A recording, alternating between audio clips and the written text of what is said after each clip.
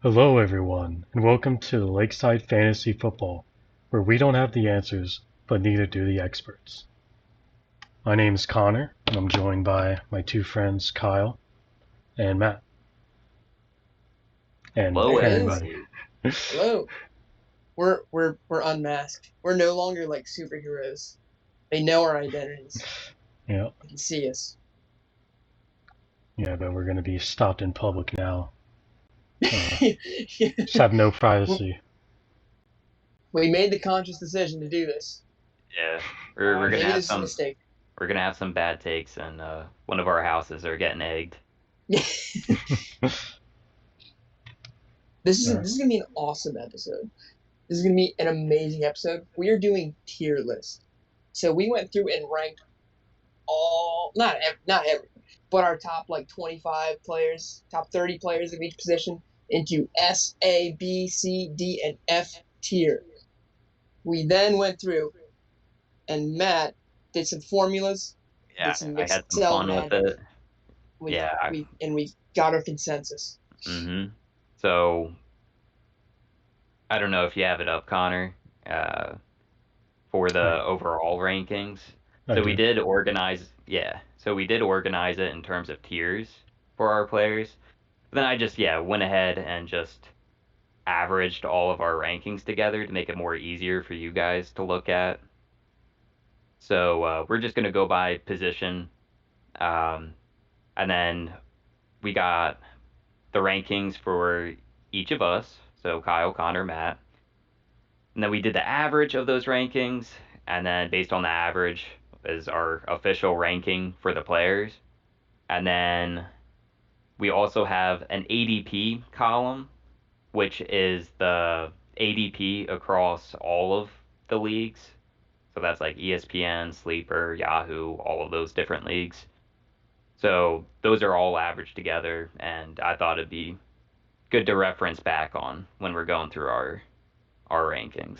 So I've been looking forward to this episode a lot. Oh yeah, I have it too. Another thing that might be beneficial for people, maybe we want to take this sheet and like put it into the description down there so that they can open it up and follow along if they want to do that way. Mm-hmm. Yes, it would be a good idea. Yeah, and we'll share it as you can't edit it. So we can't have someone in there changing everything like these idiots.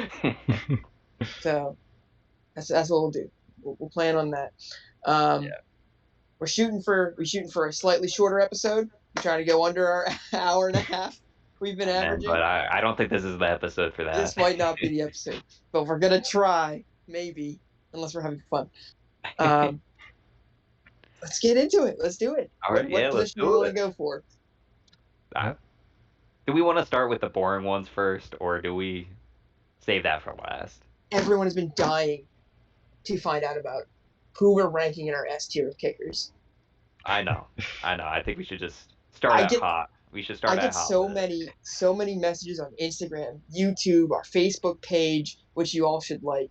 So many. Just who's the tippy top of kickers? Who's your S tier kickers? Make or break your team. Kicker. I get it every single week. Yeah. For me, it's got to be Nick Folk. No, I'm just kidding. It's Justin Tucker. It's Justin Tucker. Yeah. I guess we could probably move on to the next category. Have you seen that dude's leg? I mean, come on. It's just all reliable. Yeah. All reliable. Good team well. Let's get into it. I'm so ready. Yeah. Are we serious about doing kicker first, though? Maybe not. Okay. Maybe not. I love kickers. Yeah, I have it up here if you want to. Okay. No. Yeah, I think you guys. If we're running long, then we can afford to cut out kickers and defense. Yeah. So let's just do QB. Let's go.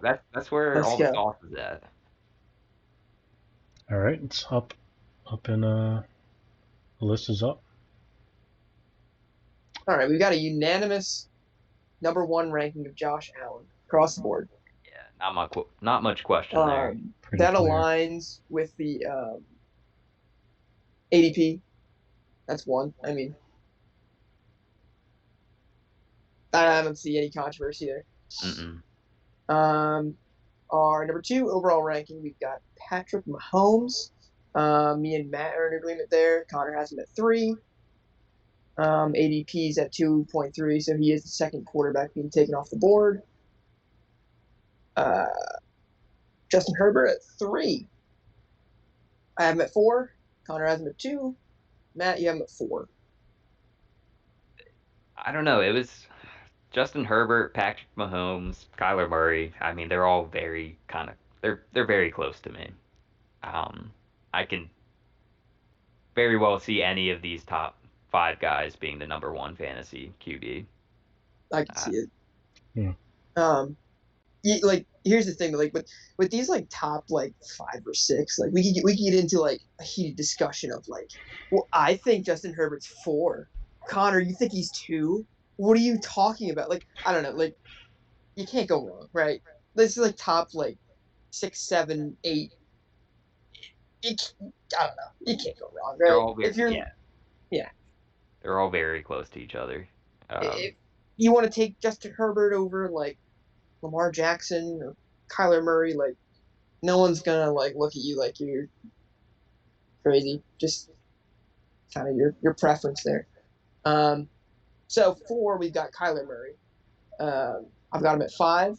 Connor's got him at 5. Matt's got him at 3. I like me some Kyler Murray. I mean, he had a bad back half of the season last year, but he just got that massive contract, and I don't think they're paying a quarterback that isn't their future. So I think we can expect great things from him, especially from fantasy, because he's got those quick legs. Oh, yeah. I mean, rushing is gonna just. I mean, we've already seen it. We're not giving you some secret here. Rushing is gonna like be phenomenal for him, and he has such a great supporting cast around him, like for passing wise too. I mean, can't go wrong with Kyler Murray. Thing to note is that DeAndre Hopkins is suspended for, what is it, 6 games? 6 games, yeah. Yeah, so, that's a big one. Yeah, it is a big one.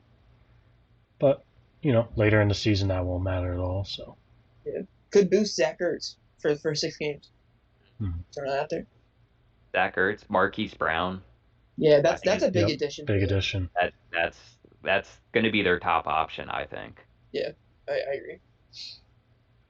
So now moving down to our number 5, we have Lamar Jackson. I've got him at 6. Connor's got him at 7. Matt, you have him at 5. This is where we get a little bit of controversy. Yeah, this is first one. We may no longer be friendly with each other. I don't know. So we've got Tom Brady at 6. I've got him at 3. Connor's got him at 4. Matt has him at 12. Yeah, he barely makes my top 12. Very disrespectful. That's disrespectful. I'm sorry. That's wrong. Wait, hold on. You guys know I'm ageist. I hate old guys. What else does he have to do? He's been old for a long time. He's ancient. Like, he has to fall off. Like, old QBs have a season where they just fall off. And then that's when they know, okay, this is when I retire. Happened to Ben Roethlisberger last season. He was atrocious. And then he retired. I mean, I've been betting on Tom Brady to have that atrocious season for the last 4 years. And he can't keep it up. I'm sorry. I don't think he could keep it up. Is that a hot tamale take? I mean, his ADP is at 9. I mean, still my top 12. I mean, he's still gonna get your points. I'm just expecting a drop off, but I don't know. Name me a QB who has more help around him. Honestly, no, seriously. No, I'm thinking. I'm thinking also. He's got to be in top 3 in terms of supporting cast around him, receiving wise. Like he one of the best wide receiver duos, Chris Godwin, Mike Evans in Tampa Bay. Maybe Father Time gets him, but to me, I'm gonna say no. I'm gonna say he's a top 5 option this season. That's where I'm at. Keep betting against him every single year, and he just keeps playing amazing. So I'm not betting against him anymore. We're gonna replay these episodes, in like a year's time. Yeah, we'll have we should have like a bad take video where we just play back all the bad takes that we've done over the course of the season. We don't have the answers, but neither do the experts. Right. Moving on. Our number 7 is at Aaron Rodgers. Got him at 8. Connor has him at 6. Matt, you have him at 8. So we have some consensus here with Aaron Rodgers. Less help, I think, just because of the Davante Adams departure.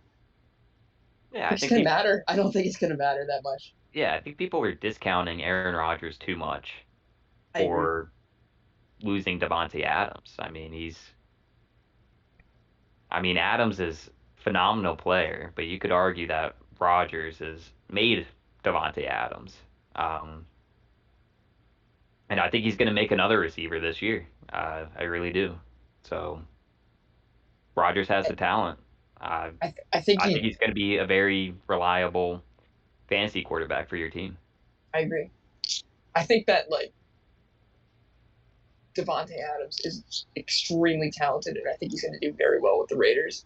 But I think there is something to be said that Aaron Rodgers being your quarterback, I feel like he's going to make he's going to make one of these Green Bay Packers receivers, tight end, just phenomenal.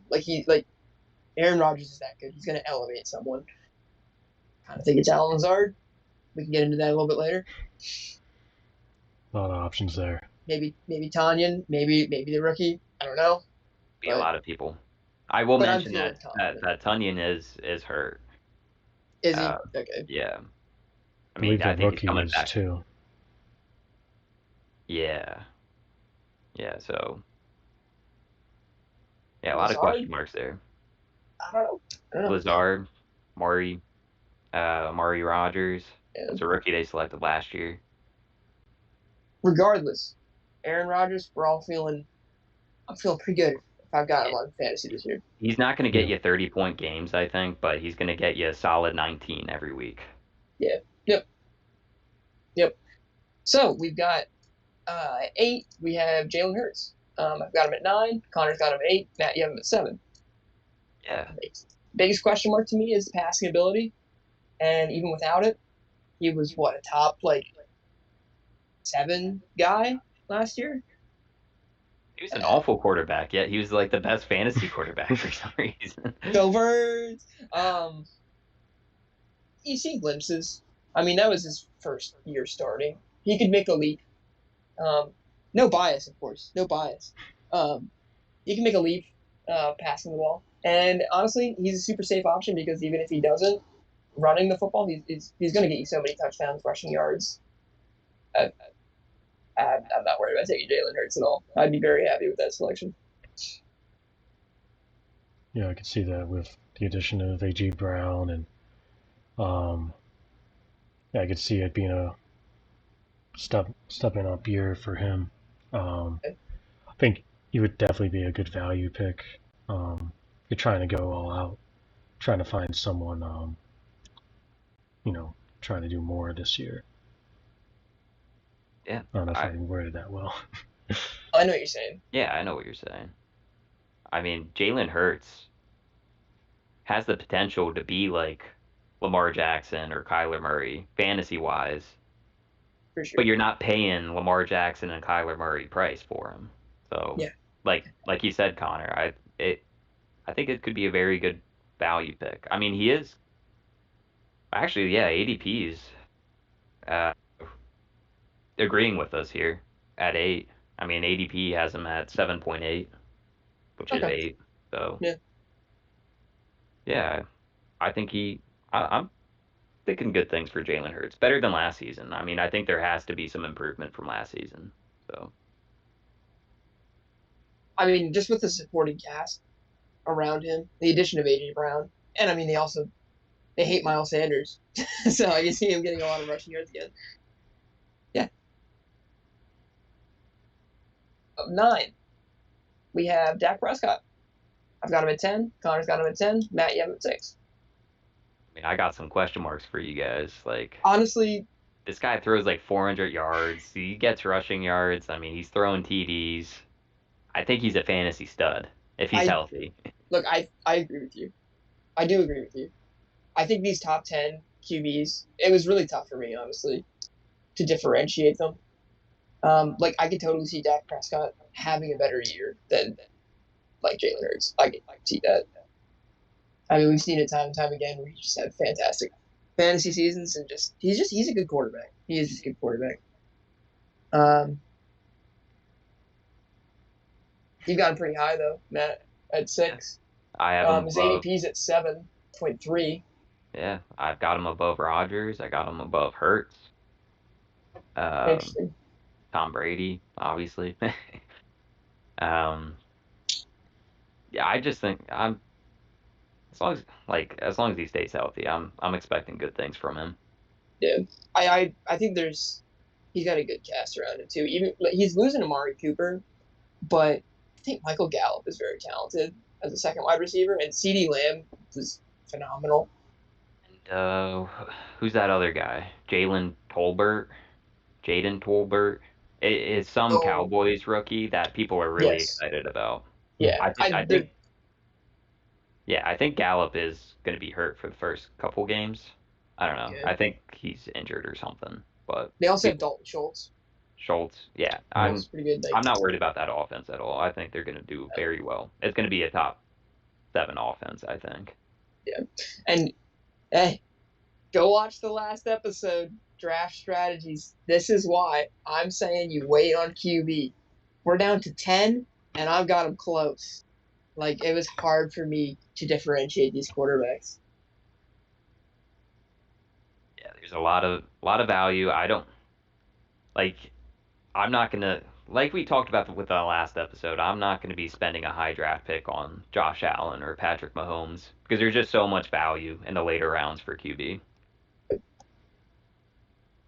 So we've got Matthew Stafford at 10.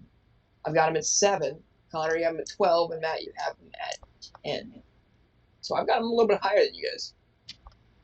You were always a Matthew Stafford fan. You've always liked him. Dude, I've always liked Matthew Stafford. I'm a little bit biased. I always like Matthew Stafford, but I just think he's a phenomenal quarterback, and he's finally in just a super solid situation. He has so much around him. I mean, this isn't a hot take. I mean, they're coming off a Super Bowl win, and they have Cooper Kupp, who, he had 2,000 yards last season, almost 2,000 yards.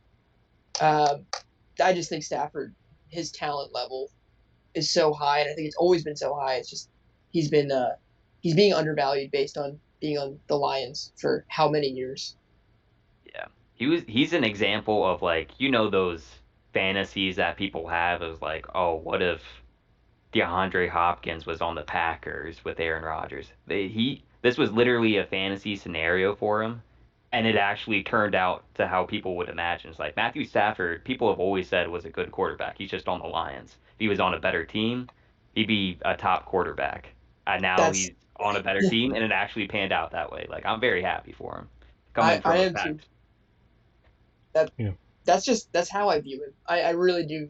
I'm not scared to take him over some of the guys we've just previously talked about. He's a phenomenal player. Definitely a great scenario and team around him. I think I took him last year with higher expectations, so that's probably why I had him at 12. Rethinking, it's like I'm looking back at some of these and like I could see like moving people up or down, and there's so many good quarterbacks here. And it's hard to see like how their season's gonna turn out. I'll throw some stats at you guys. Last season, Matthew Stafford had his second highest QBR rating at 102.9, and he threw 41 touchdowns, which tied his all-time high, his 2011 Lions season. 17 interceptions with Calvin Johnson. Oh my God. Yeah. Completion percentage 67%. He did so well last year. I see it happening again this year. I've got him high. Yeah, I'm in agreement. I don't have him as high as you do, but I think I would be plenty happy to have him on my fantasy roster. Mm-hmm. So 11, we have Joe Burrow.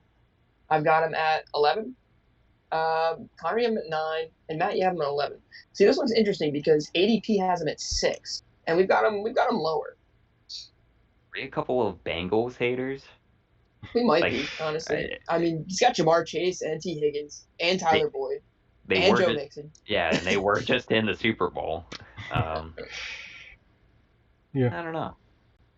I guess he's coming a year off, year further from the injury, and then more experience for the receivers. So I could see having him higher up. And I guess I had him higher than you guys, but yeah, he took a big leap last year, I will say. And I mean, there's nothing to say that things won't continue for him. With Jamar Chase and T. Higgins. It's a really good offense. It is. Did they bolster the offensive line? That I'm not sure. Did they improve upon that? I feel like they did. And that might be part of the reason why people have him higher also, because I remember he had a lot of offensive line issues. Yeah. A lot of sacks and stuff. If they made that O-line better, then that's just really good for him.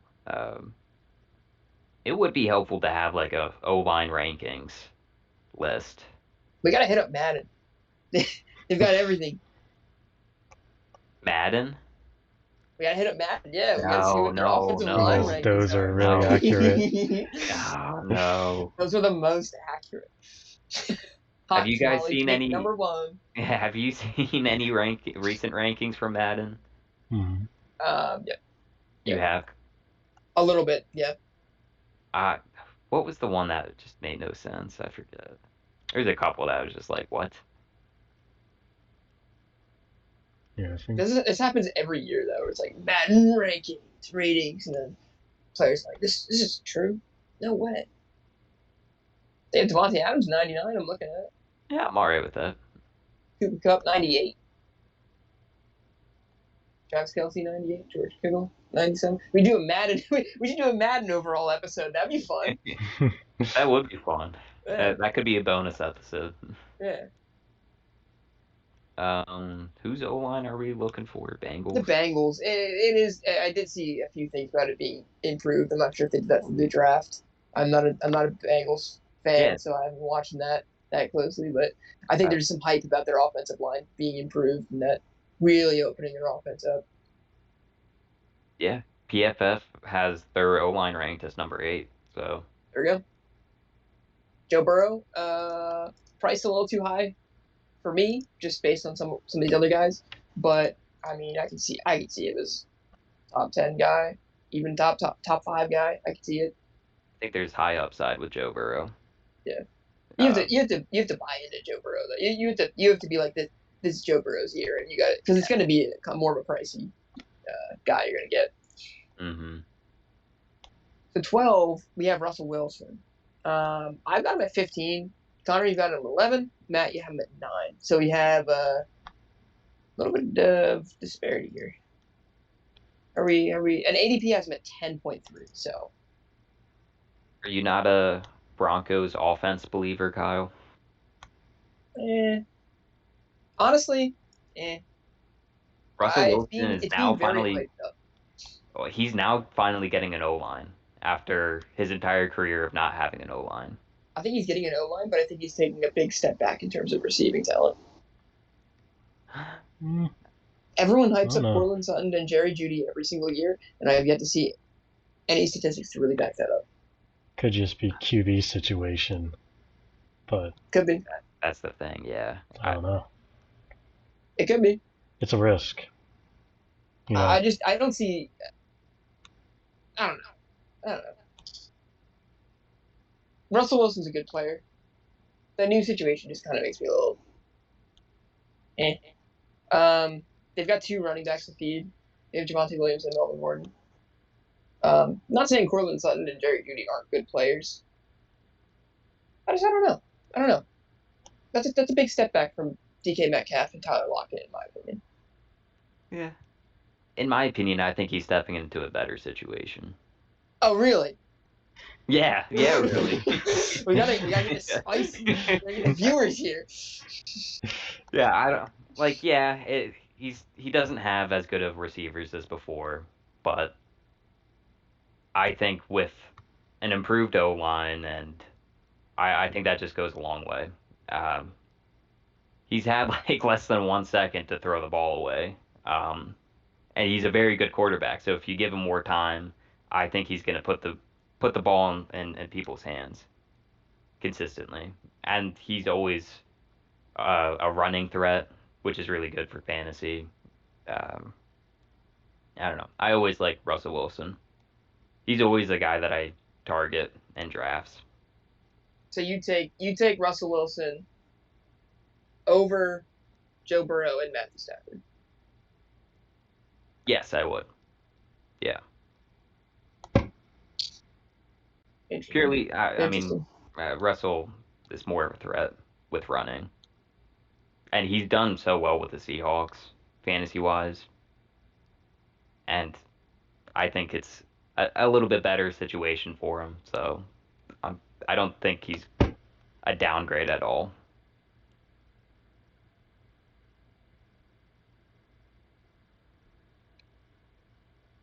I don't know.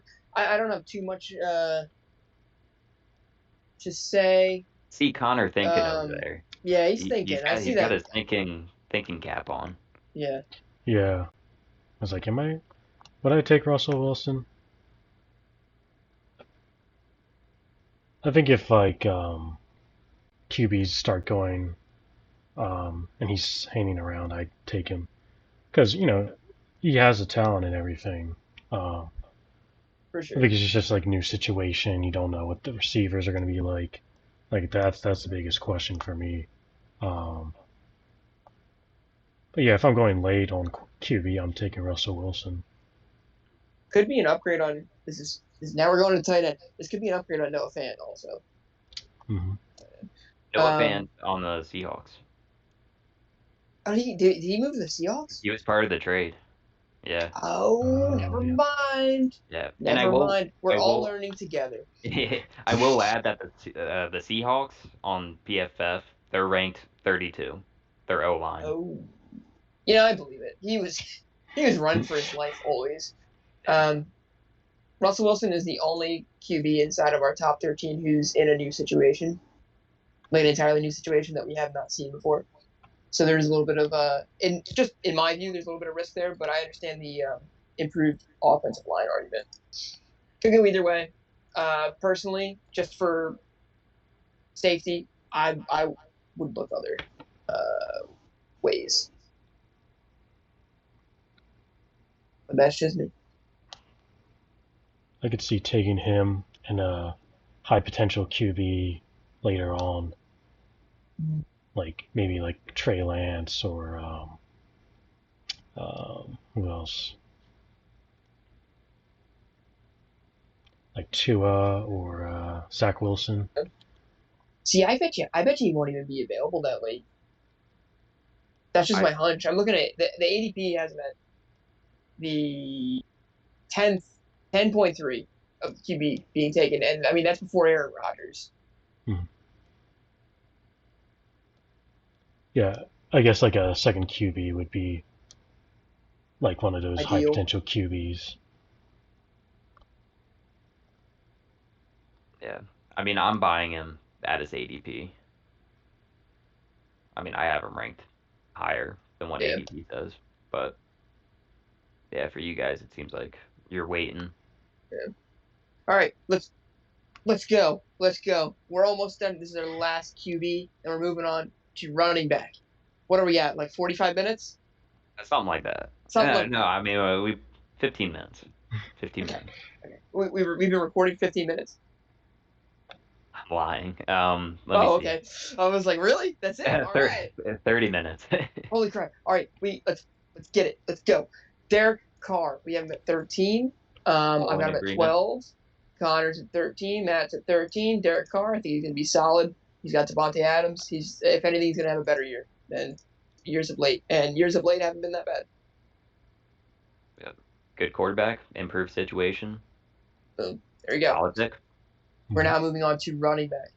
So not consensus, but at our number 1 running back, we have Derrick Henry. I've got him at 1. Connor has him at 2. Matt, you have him at 1.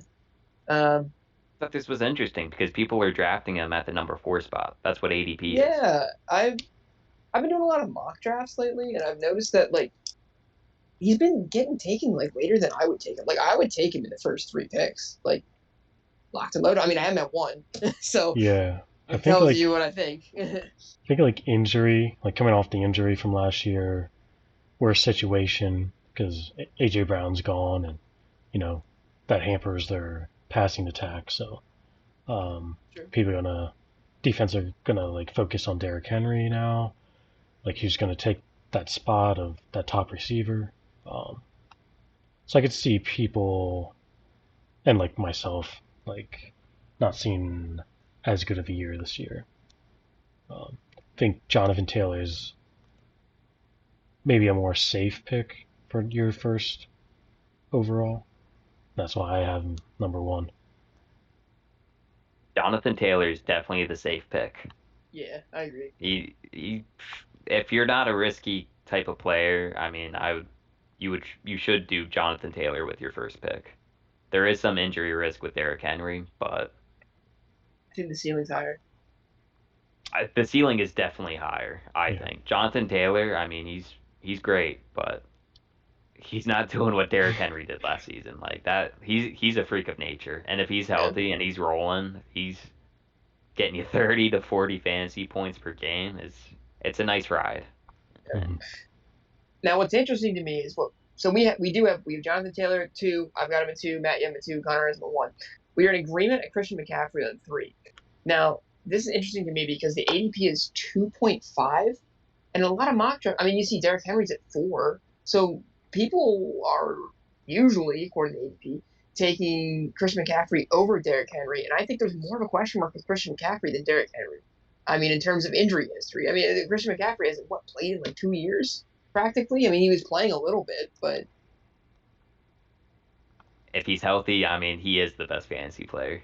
Yeah, like that's the thing. Like, yeah. In PPR, I will say in PPR, he is the best fantasy player.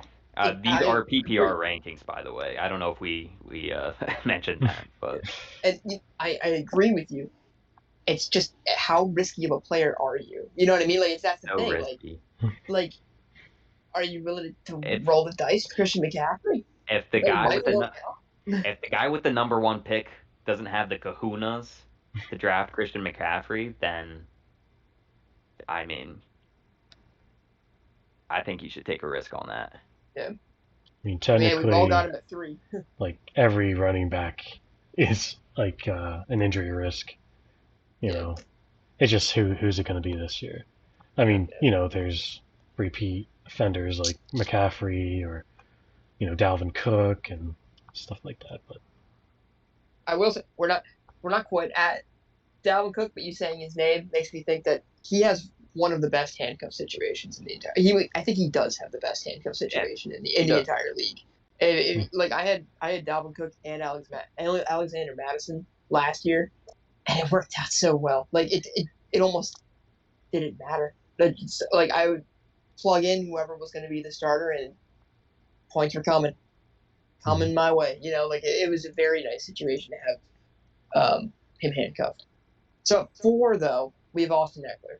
I've got him at 5. Connor, you have him at 4. Matt, you have him at 5. PPR upgrade for sure. Absolutely. He's a big time receiving back. Chargers are great. They have great offense. Yeah, it was a toss-up for me between Dalvin Cook and Austin Eckler. I think Dalvin Cook's a really good running back. And it's a big question with anybody, but if he stays healthy, I think he's going to get you good points every week. I'm not... There's always injury concerns, but, like, Dalvin Cook has done me well when I've had him, and he's been moving. So that's why I've got... So we have Dalvin Cook's at 5. I've got him at 4. Connor has him at 7. Matt, you have him at 4. So, Connor, you kind of downgraded him a little bit. You got him at 7. His ADP is at 5.8. Yeah, I mean, like I said, like injury risk. I think that's the biggest thing. Like, I saw Joe Mixon right around that area. Rather take Joe Mixon. But I could definitely see Dalvin Cook. You know, he has all the talent and everything. So, yeah, I just kind of shy away from him though, just because of the injury risk. And I don't handcuff like you do. Like maybe last I year should. Last year was the first year I really did that, and it really worked out because I had Dalvin Cook, and he was injured on and off.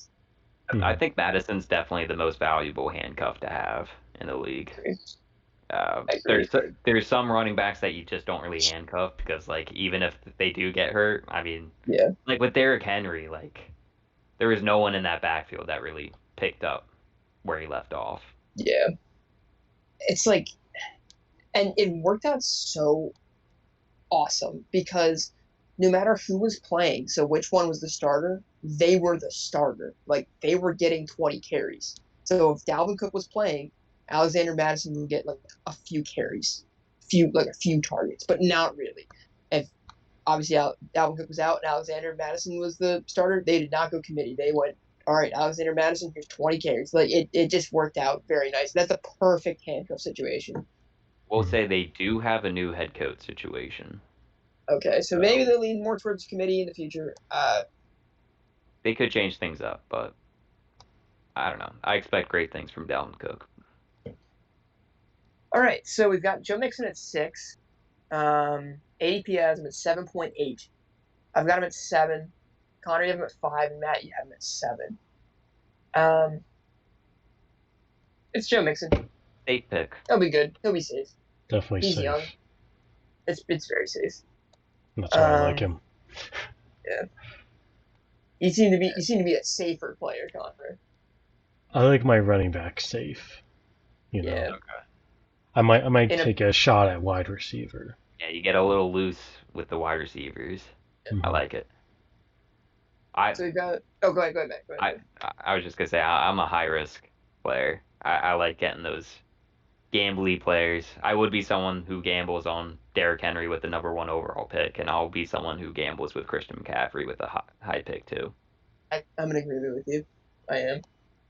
If I get the number 1 pick this year, I'm gonna be sweating because I know what I'm gonna. I feel like I'm gonna probably end up taking Derrick Henry, Christian McCaffrey, but then be like Jonathan Taylor, like you said, Connor. Jonathan Taylor seems pretty safe. Yeah. But great production. He's gonna be. Yeah, he's not gonna be the number 1, I don't think, but he has the highest probability of being the number 1, I guess, if that makes sense. Yeah. Just because he isn't as much of an injury risk. Yeah. So we got Najee Harris at 7. ADP has him at 4.8, so pretty high. He earned that. He had a fantastic rookie season. Got him at. Go ahead. He was in a bad situation, I will say, last season. Bad O-line, I think. Atrocious O-line, actually. Yeah. But yeah, me and Kyle both have him at 6, and then Connor has him at 8. Yep. I think I don't know. I think he's going to do more of the same as he did last season. Top 10? Yeah. I think so. He just gets the volume. I mean, as long as he gets volume, I mean, he's going to produce for you. Yeah. But I don't see the situation being better. Yeah. I don't know. Mm-hmm. Steelers are questionable. I don't know. I don't know. You might hear a screaming dog in the background. We haven't upgraded to our full podcast studio yet, so it's under construction. So he's got to deal with what we have at the moment. We've got Nick Chubb at 8. I've got him 8. Connor has him 10. Matt, you have him at 8. And his ADP is at 11. So, to me, Nick Chubb is one of the most value picks at running back. I mean, when I'm doing mock drafts, just ADP mock drafts, I'm getting him in second round. And I mean, I could see Nick Chubb being a top 5 guy. I really could. He's so consistent. He's been consistent top 10 for 3 years now. I could see him breaking into the top 5, especially if they have a Deshaun Watson playing, and that could boost their offense also. But even without him, I could see him top 10, and I think where you're getting him ADP wise, for me, smashing that. I'm taking that. Yeah, I'd say pretty good.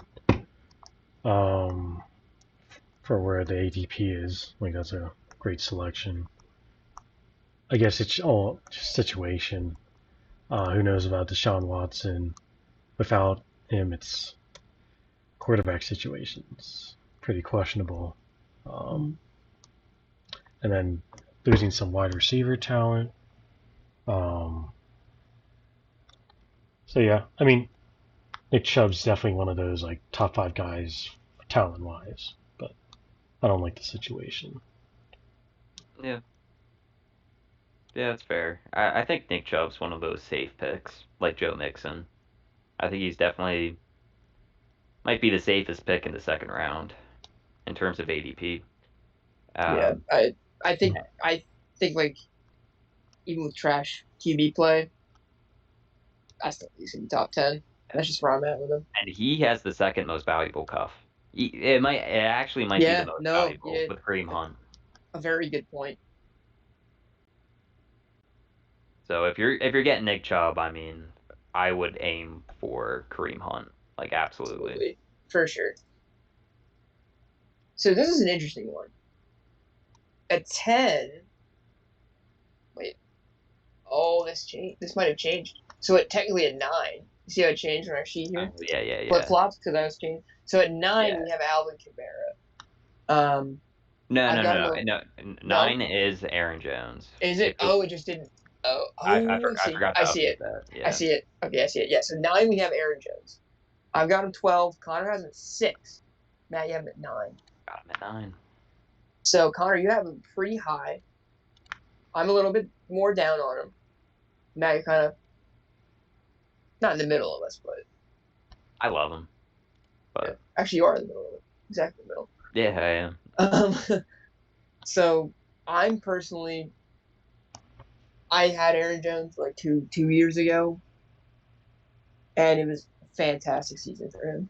I think he's an amazing player. I'm just personally scared of AJ Dillon. Yeah, because I think he's also he's a valuable cuff, but he's also getting run. You know what I'm saying?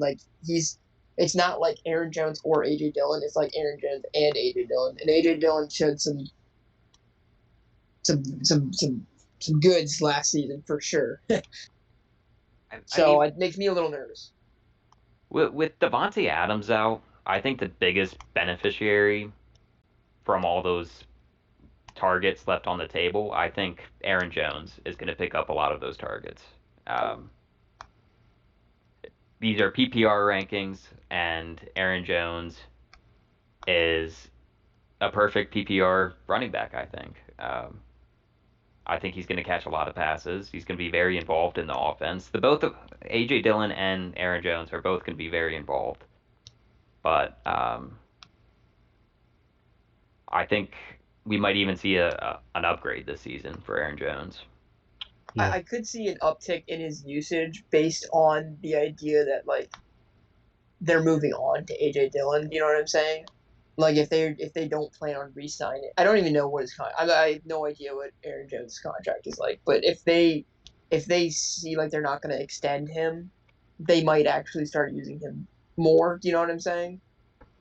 Run him till the wheels fall off, kind of thing. Could be wrong. I really don't know anything about the contract situation. I see you click clacking, Matt. He's got this season and then the next 2 seasons. Okay, so that's not really a concern there then. I mean, Connor, you have him very high. Were you thinking more the same of what I was saying? Yeah, I was definitely thinking the same as you. Davante Adams gone. There's a lot of offense that needs to be replaced. I think Aaron Jones comes in there, rushing, catching the ball. I think he's going to have a high usage year. They're going to rely on the run as they figure out that wide receiver, hole that was left behind. So, yeah, that's why I had him ranked as high. Didn't he have like 50 fantasy point game last season or something? Like, didn't he get like how many what was this? I gotta look at his games. Like, I feel like didn't he get like 4 touchdowns one game, or 5 or something ridiculous? Not 5, maybe 5. I'm googling. Shout out Google, give us our sponsorship. Yeah, he had 3 receiving touchdowns and 1 rushing touchdown against the Lions in September. It was insane. Yeah. Some games he just goes off. He just gets touchdown after touchdown. And I think he's going to have those games. For sure. I don't know. Dylan just makes me a little nervous. He hasn't gotten over 20 carries. All of last year, I'm looking at his stats, he didn't get over 20 carries. Not once. He's a 10 carry, 10 catch kind of guy. And I think he can do very well in that niche position that he's in. Yeah. I don't hate Aaron Jones. Aaron Jones is a great player. So 10 though, we have Alvin Kamara. I've got him at 11. Connor, you have him at 11. Matt has him at 10. I think he would be top 5. I think we're all we're all thinking of that suspension, right? That's looming. Yeah. Too hard to tell right now. I mean, 6-game suspension, I would definitely downgrade him. Yeah. 3-game suspension, I would probably upgrade him. So I'm a little in between of those 2 outcomes. This is a gamble player. It's how risky you want to get, kind of thing. I don't know what to say. Even if he gets a 6-game suspension, can you survive without him for 6 games? That's the concern here, because like when he comes back, no concerns, right? No concerns for me. It's Alvin Kamara. I don't know. It's just can you afford a 6-game absence from Alvin Kamara? And we don't know. We just don't know. There's too many question marks. High risk. Well, let's just say if you're drafting Derrick Henry, Christian McCaffrey, Dalvin Cook in the first round, do not draft Alvin Kamara because you could potentially be without 2 really good running backs for a good portion of the season. Imagine Christian McCaffrey and Alvin Kamara. That's your RB1 and RB2. That's a fantasy. That's a fantasy. That's insanity. And then one gets suspended for half the season, and then the other gets hurt for the whole season. And then you have no running backs, and then you're just you're done. You're looking at your team on paper, and you're like, oh, if this didn't happen, oh man, But you're going all in, so. God. He scares me. That's what it takes. That's what it takes to win sometimes. Sometimes he scares me, and he's one of those guys that I can see myself being tempted and then taking and being just stressing so much, oh my God, what did I do? But we all have him at 10, so we all have to not all of them at 10, but our consensus is 10, or our average is 10, so we all kind of feel that way. I mean, we're taking him over guys that I feel are more of a sure thing. Absolutely. I'd like to create a mock draft team of the safe, worry-free teams versus the very risky team, and then just see how it pans out over the course. That would be fun. Season. I would like that. An interesting one we have next. ADP has him at 17, so low. We have him at 11. Ezekiel Elliott. I have him 10. Connor has him 14. Matt, you have him at 12. People are saying old age and Tony Pollard. Those are the 2 main reasons I'm hearing for such a downgrade for Ezekiel Elliott. Yes. I think he's got. I think he definitely has at least one more good season left in him. I'm not scared of Ezekiel Elliott. I'm really not. I mean, even last year with his down year, he was still top 10 statistically, fantasy wise. I'm pretty sure he was top 10. I was looking on Sleeper not that long ago, maybe top 12. I'm not too certain. He's a super solid player though. Like, people are so scared of Tony Pollard, but I'm kind of not. He's a good running back. I mean, I Tony understand. Pollard's a good. Yeah, I don't know. I don't see them not giving Zeke like 15 carries a game. I just don't see it. Yeah, as long as he's healthy, he's getting carries. I guess the question then would kind of be, it would be Pollard's usage, and if age is gonna limit him. I personally think no. He had just over 1,000 rushing yards. Yeah, I mean 50 catches for 300 yards, 2 receiving touchdowns, and 10 rushing touchdowns. I mean, I'd be happy with that.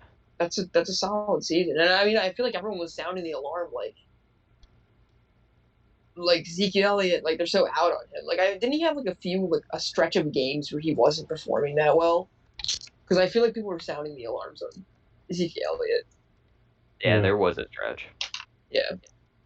Yeah, I had him last year, and he would be on and off. So it's like he puts up consistent numbers, though. I mean, he'll give you really good games, but I think fumbling is also an issue.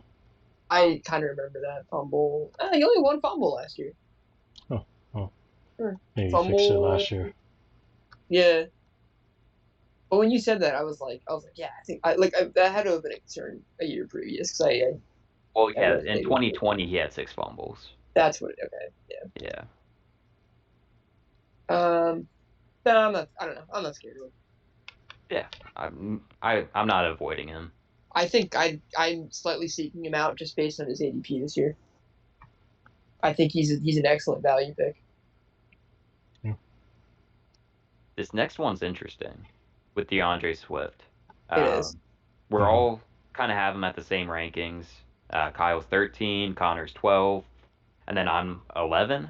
But the ADP, top 10, the ADP for him is at 8. And I don't know. I mean, I think he's going to be a solid RB1. I'm leaning RB2. He's borderline. Yeah, he's definitely borderline. So, the Lions, dude. It's like, ugh.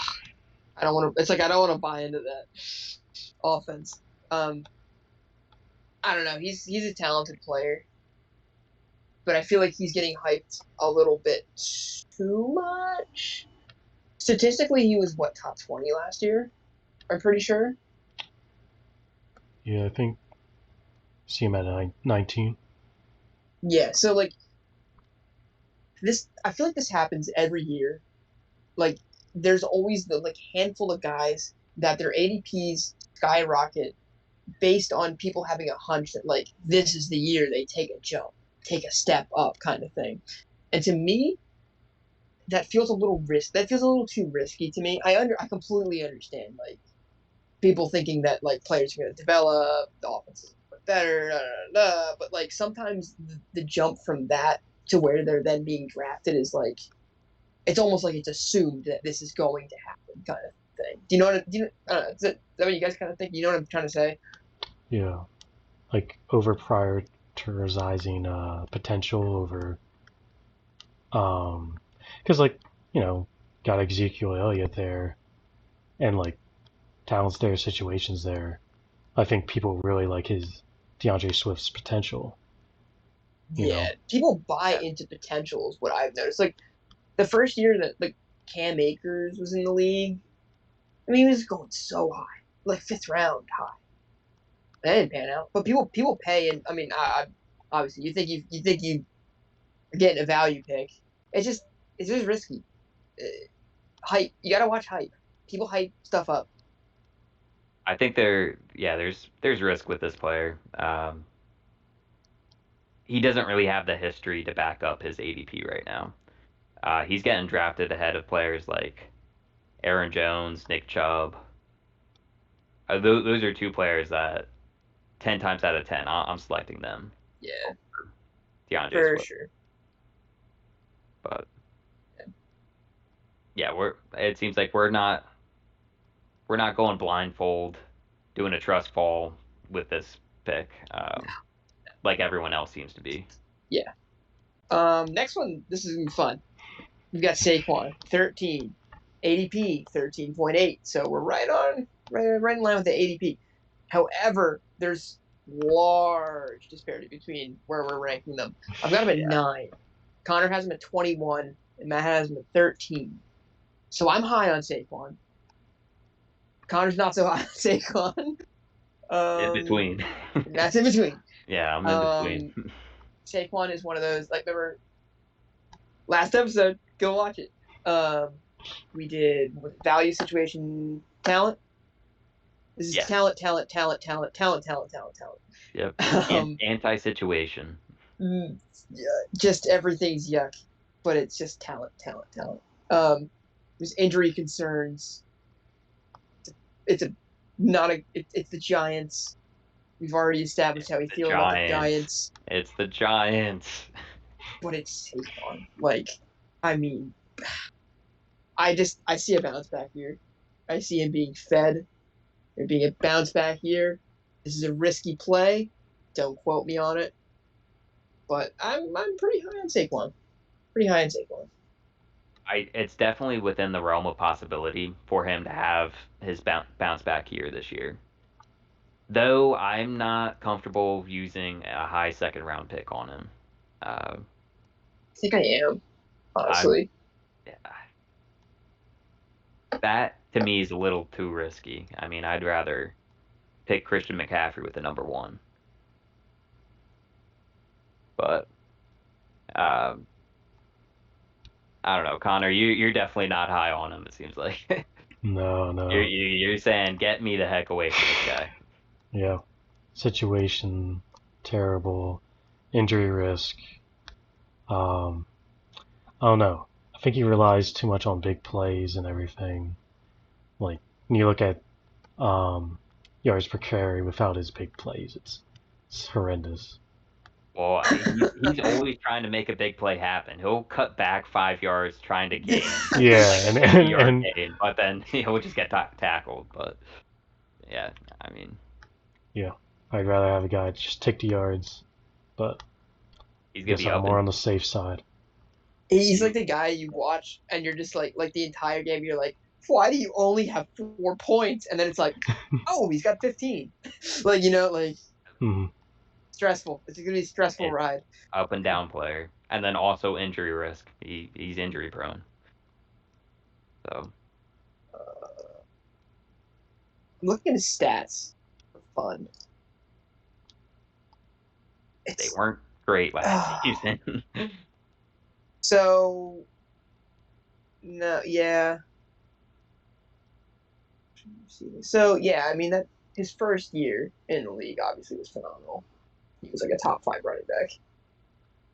Since then, injuries, Giants, I mean, there's also the argument with last season, since he was coming off his injury, they were being very cautious with him. They didn't want to give him the rookie workload that he got before. Yeah. So now he has had more time to heal. We could see him get that heavy workload like he did his rookie year. I mean, look at it like this. He's got less than 200 attempts in the last 2 years. His rookie year, he had 261 attempts. He'll probably cool it, and I could see around like 220 or something. Yeah. He's still fresh. He's still a fresh running back. Yeah. It's really risky. I feel like I would roll the dice in the second round with Saquon, but it's a tough one. It depends who's. Yeah, late second. Yeah, late second round for me. Yeah. But Connor, you're not. Yeah, you're not doing second round. Maybe third. Okay. Maybe. So we got Josh Jacobs 14. I've got him 14. Connor has 15. Matt, you have him 16. I think he's an excellent value pick. Like excellent. His ADP is 20.8. I really don't understand why he's being taken so late. I'm a little confused also. Statistically he's been good since he's entered the league. I don't get it. He's someone I'm targeting where he's being taken.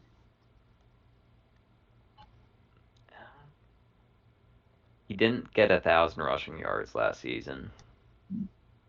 Played 15 games.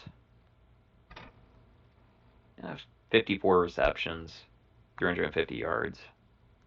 He found the end zone 9 times, though. Good. Rushing, yeah. Touchdowns have been there every year. We got 7, 12, and then 9. Mm-hmm. Yeah, I'd bank on the offense moving the ball downfield and more scoring opportunities. Yeah. Add Devontae Adams there.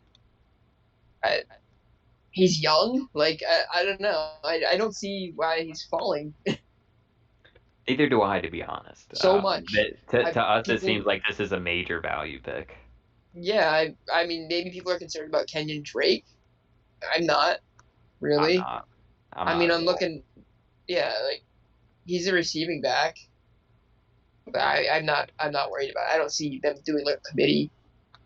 Maybe there's been rumblings of that, but I don't know. I don't buy it. Josh Jacobs is a phenomenal player. I see him getting a similar workload and being even more productive with it. So yeah, value pick. Interesting one. We've got Leonard Fournette 15. I've got him 17. Connor has him 13. Matt, you have him 17. He makes me nervous. Truthfully, he didn't. That backfield's always made me nervous. Yeah. Who's he got behind him now? He's got rookie. Rashad White. Yeah, the rookie. Yeah. He wasn't killing it for all of last season. There was a running back controversy for the first half of the season between him and Ronald Jones, and he didn't that for multiple seasons. I feel like. Yeah, and he didn't take over until late season, playoff-ish time.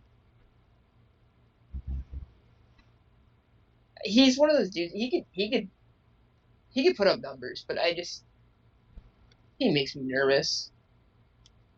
People are drafting him pretty high too. What's his ADP? His ADP is 11.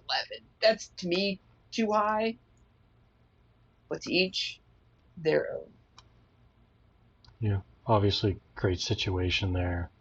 I mean, he has a rookie behind him, which is kind of because you see good rookie running backs coming in and making a big difference every year, really.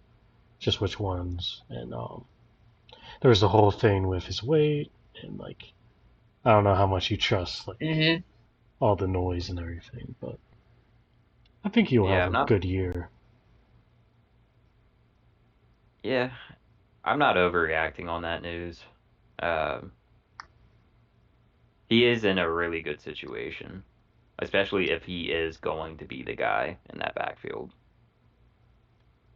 Feels like you're kind of buying into potential a little bit too. You're buying into situation. I mean, last year, I'm looking at his rushing stats. He had 812 yards, 4.5 yards per carry, which is pretty decent. 8 touchdowns. Receiving wise, he had 69 receptions. That's huge. 454 yards, 2 touchdowns there.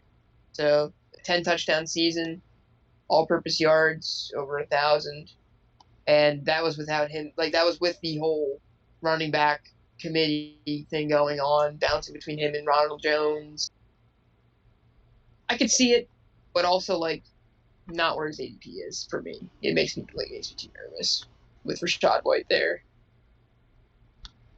I agree. I'm not buying him at that ADP. You know what? Another thing that I've noticed is there's definitely a recency effect with players. Players that go out with a bang and do really well, I notice their ADP skyrocket because they're oh, this must be the norm now.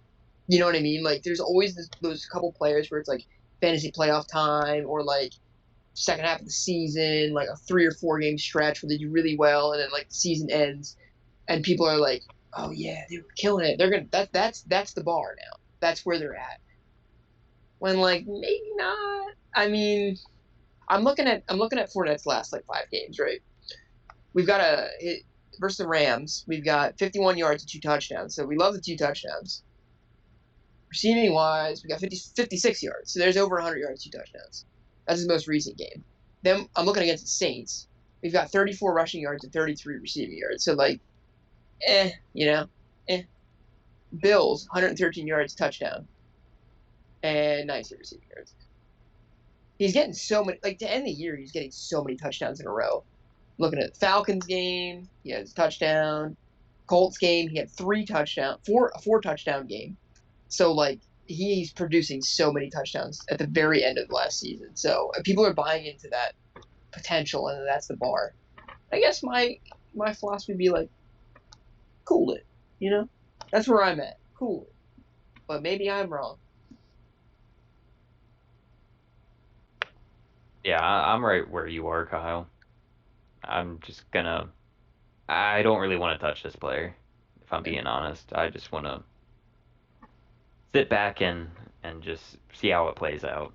Yeah, I'd rather get burned with him on someone else's team than take that gamble myself. If that's what happens, that's what happens. 16, we have Cam Akers. Got him 15. Connor has him 18, and Matt, you have him 15. I'm thinking he could be. It was ADP 17. I'm thinking Cam Akers could be a hit this season. I like me some Cam Akers, honestly. Yeah, I think there's a lot of upside with him, especially in that Rams offense. Mm-hmm. If they really commit to one running back and feed him, I mean, I think we're looking at a top, maybe even like top 12 kind of guy, top 15 kind of guy. And he's slight discount, where his ADP is. There's a little bit of risk. I mean, he's coming off an injury, but he was almost. I think he's gonna be fresh because he was almost ready to go for the playoffs last season. He probably wouldn't have been 100%, but he would have been close. So give him a couple more months now too. I think we're gonna get a fresh and ready to go Cam Akers, and we've seen it with Cam Akers too. He's produced, young guy. Mm-hmm. Yeah. Darrell Henderson was, good situation. Darrell Henderson was doing well there, and I mean, Cam Akers probably do a little bit better. Definitely, I could see it happen. Yeah, we all seem to be kind of in agreement there. Yeah, I'd be willing to risk one of my picks using him. I'd be happy with that. Yeah. This next player is I'm looking at your ranking, Kyle. A little interesting. We got James Conner next with number 17. Connor has him at 9. I have him at 19, and then Kyle has him at 27. That sounds so disrespectful. Yeah, like why don't what James Conner do to you, man? What happened? I don't know. I'm not a huge James Conner guy, and it's probably because he had such like very dominant season on the Steelers, and to me that was his bar. Like I bought into James Conner big time, and then like after that season, it was kind of like a little bit downhill statistically. So I shy away from James Conner. Season though, he had a lot of touchdowns. He was top 8. Yeah, I believe. Very good season. And that was with Chase Edmonds on the team last year. Now he's gone. So yeah, more touches. I'm not even gonna try to defend myself here. I think 27 is a bit too low. Is too low. I would put him at like. He had 18 touchdowns last season. See, like I'm like also scared of him because of Kyler Murray being a rushing quarterback. Yeah. I don't know. Part of me seems like 18 touchdowns is like gonna be an outlier, and I have to really back that up with. But he's like a guy that I'm just kind of like shying away from. Are you falling back on the recency bias argument A little again? bit. A little bit. Because since he Yeah, I had a think really good season last season, now people are expecting him to do more of the same, but you're not buying. honestly, yes, because like I've been doing like mock drafts, and like I understand his ADP, like it's high, and like rightfully so. He had a ton of touchdowns. I don't know. It is slightly recency bias. I will say that 27 is pretty low. I would probably upgrade him a little bit if I could redo this list. I'm not a James Conner hater. I do have Travis Etienne over him though. ETN, yeah. Etienne, am I saying that right? I don't know. I've been saying ETN. ETN sounds right. Yeah, well, I have Travis Etienne over him. Well, with James Conner, he's a starting running back on a really good offense. So I definitely don't hate the pick if I'm getting James Conner, but I'm not using first 2 rounds. I'm not using those picks on him. But it's interesting. You'd rather have Travis Etienne than James Conner, Kyle? I would. Honestly, I think I would. I see now. Okay, I'll be completely honest. I'm slightly biased because I was all over the James Robinson hype train. I'm the guy that added James Robinson.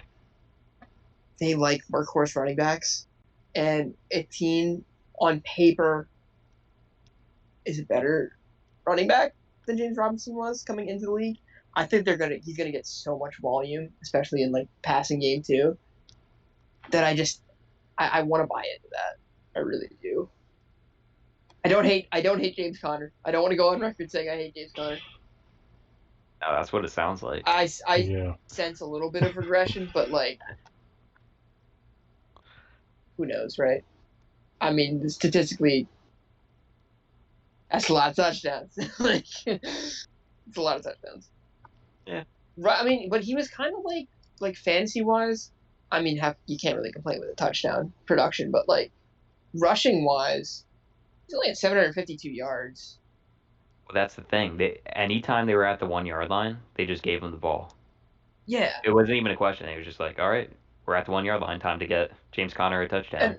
And that's what I'm kind of saying though. With like, I see it with Go Birds. I see it with the Eagles with Jalen Hurts, and I feel like you see a little bit on the Ravens with Lamar Jackson, or at least you did when he would rush a lot, where they kind of cap the ability of the running back. They steal rushing yards a lot.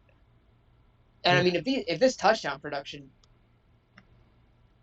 stays the same or even decreases a little bit, goes down to like 12, 13, I mean, how can you complain when you have a player that's getting 13 plus touchdowns in a year? You know, you can't. I'm worried about the regression. That's just me. With the running QB thing, I think it adds another layer to the run offense because, you know, you have another weapon you're looking out for. So I think for the running back, it could open up things in a way. I do worry about if, like, Kyler's going to take too many rushes or, you know, especially goal line situations. Because they might be looking to stop James Conner after seeing last year, but true. Yeah. How many rushing touchdowns did Kyler Murray have? Let's see. I don't think it was that many. But yeah, with James Conner, it worked last season. I don't see why it wouldn't keep working this season. James Conner reminds me a lot of LeGarrette Blount. I don't know if you guys remember him. Yeah, Go Birds. I remember Blount. I remember Blount would just be a touchdown machine. Like, he wouldn't really have much, like, rushing yards or receiving yards, but he would just get a lot of touchdowns. And, you know, I think that, like, personally, I try to seek out yards more. Like, I don't know. I think that's why I'm prioritizing. I think that's why I'm prioritizing some of these guys over James Conner too. Just because, like, I like having a guy that's going to get used a ton, consistent yardage. He's tough for me. I don't know. I like James Conner, and I will go on record saying that 27 is way too low. I don't actually think he's going to be ranked 27. I would redo that on the list for sure. But yeah, and you know what? I will say this: James Conner in the C tier before we did these tier lists. I did not have them ordered in terms of like at the tippy top of C and then down. I just threw them all in C. So I like looking at this, he would be more like higher C. Like I would rather have James Conner than like Clyde Edwards-Helaire. You know what I mean? Like, I would hope so. He's high C. He's high C. So I wouldn't actually put him at 27. Closer to like 20. And that's still probably low compared to where you guys have. Well, not really. Matt, you have him at 19. But I'd probably put him at like 20. Yeah. I mean, just like you, I'm still a little hesitant because he is a very TD dependent running back. Yeah. Yeah. But hey, can't complain with touchdowns, right? Not at all. Yeah. Should we move on to wide receiver? Yeah, that wraps it up for running back. I'm scared now. I'm going to be labeled as a James Conner hater. I'm like backpedaling. Yeah.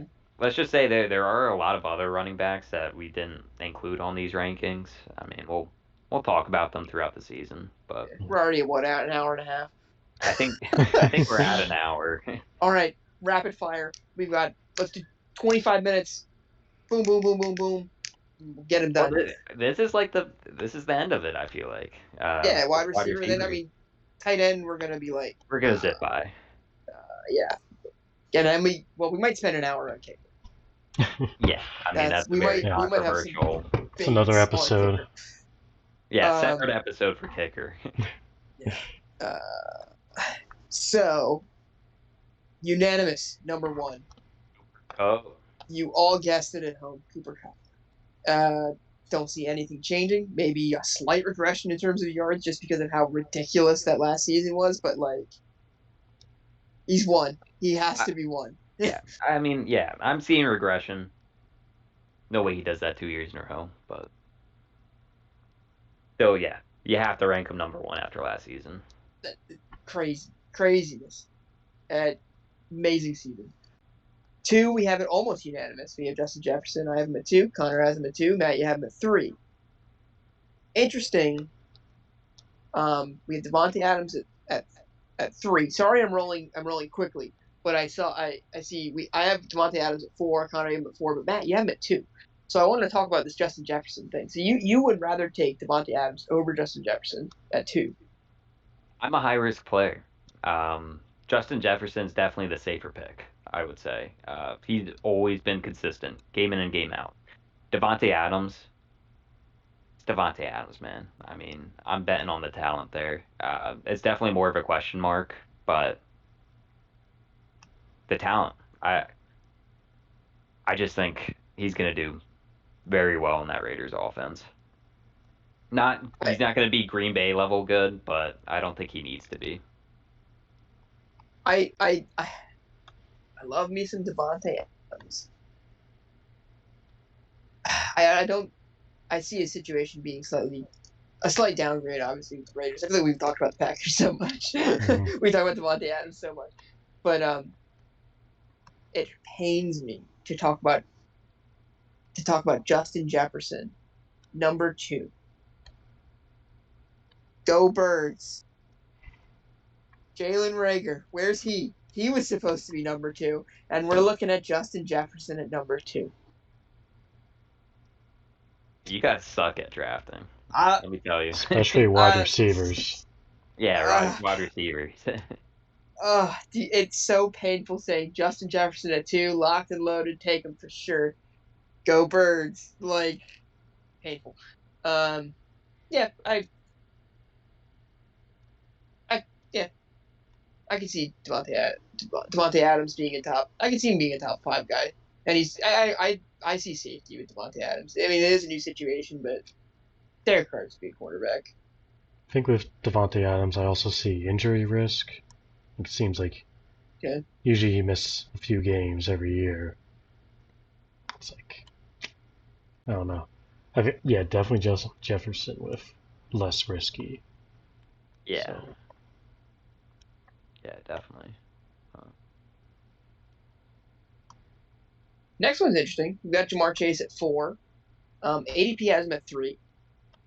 I've got him at 3. Connor, you have him at 3. Matt, you have him at 5. I like Jamar Chase. but I'm not sold on him. Like, I'm not sold on him being a top 3 receiver. Fantasy-wise.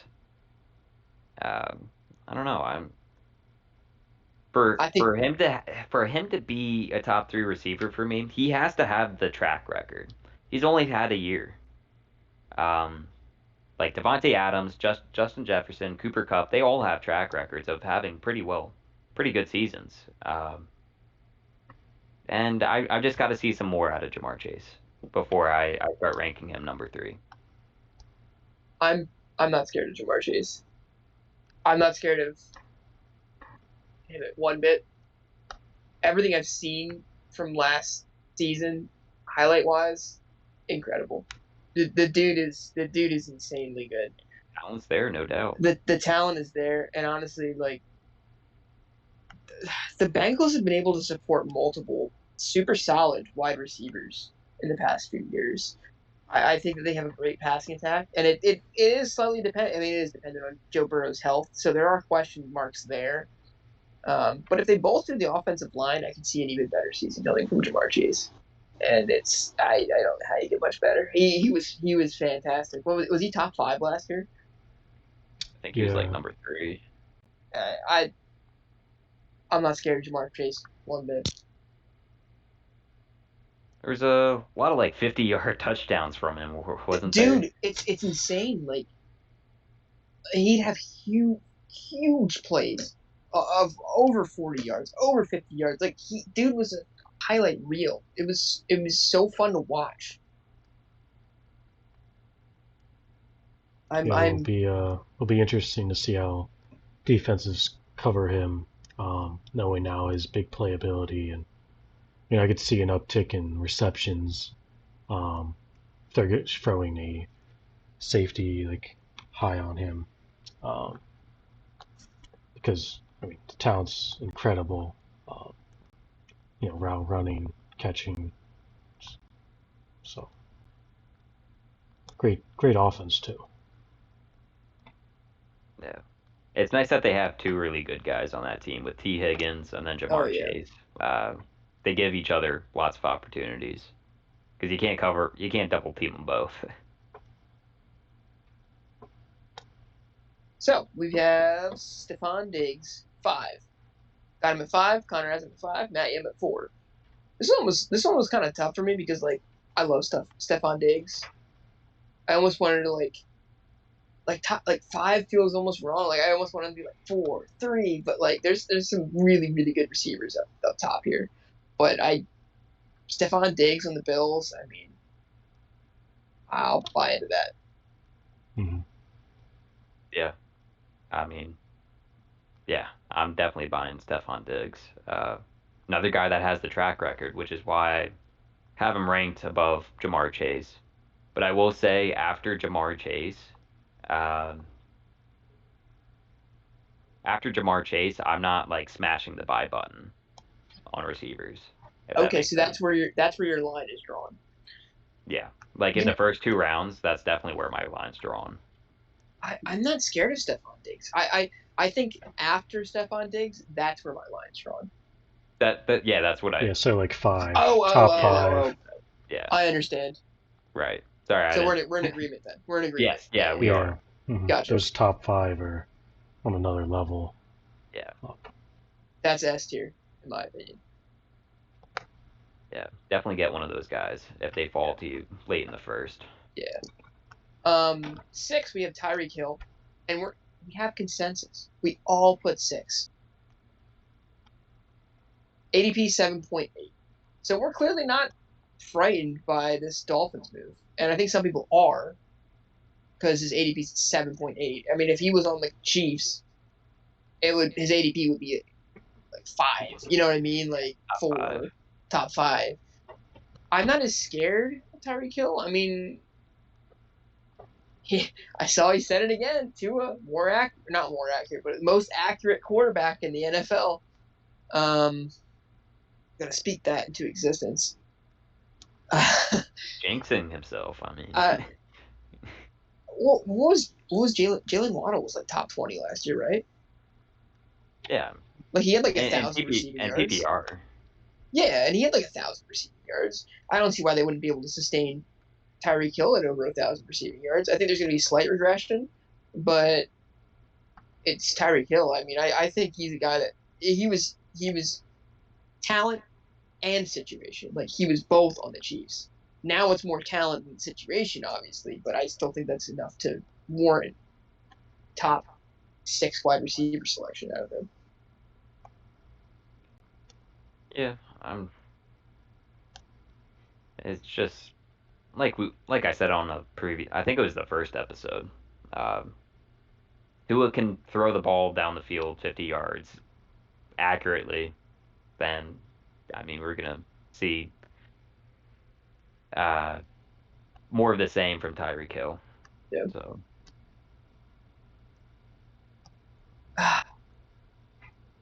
Yeah, he's in my opinion, he's not that risky, but I think people are doing it as more risky than what he actually is. There's always question marks with teams and situations. I just think draft him knowing the possibilities, right? Being like, take the risk into account. Be like just kind of anticipate. You're not going to anticipate the same statistics that he's putting up for the Chiefs, right? Like, there's going to be a slight step back. How much? I don't think crazy amount. Obviously, if we have him at 6, I feel like we're in agreement there. But yeah. CeeDee Lamb at 7. ADP's got him at 6.8. I've got him 7. Connor's got him 9. Matt has him 7. I think CeeDee Lamb is a fantastic receiver. No Amari Cooper. I'm buying high ceiling. that. Yeah, high ceiling. I'm buying that. Yeah, don't have much more to say. No, yeah, he's talent's there, good situation. He's someone. Yeah, I would aim for him. Yeah, he's been drafted over Tyreek Hill, and I will say that I could see CeeDee Lamb having a better season than Tyreek Hill. Like, I could totally see that happening.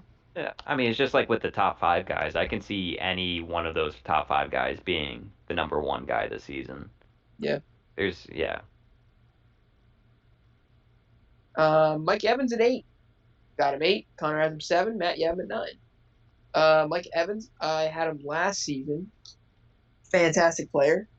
There's a lot of mouths to feed on the Buccaneers. So I will say this. Say that every year. We say that every year. Say it every year. He's going to produce statistically.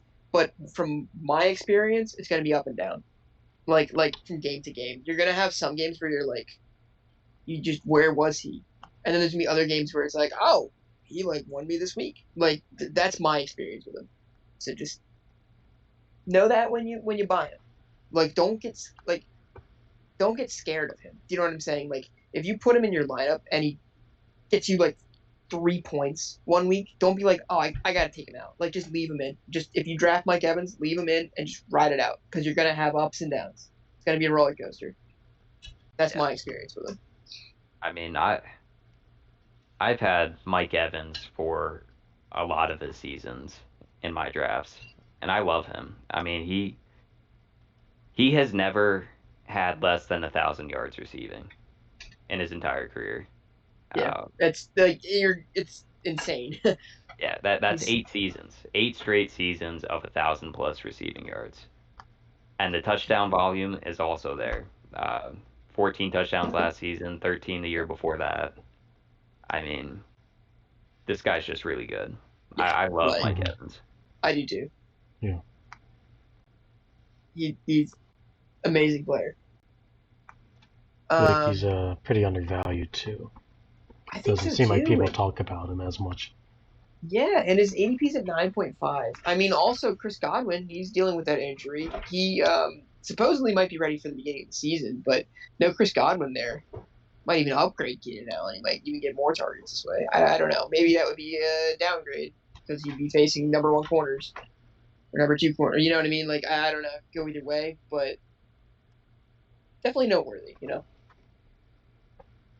Yeah, definitely. You meant Mike Evans, right? You did say Keenan Allen. I said Keenan Allen? Yeah, you said...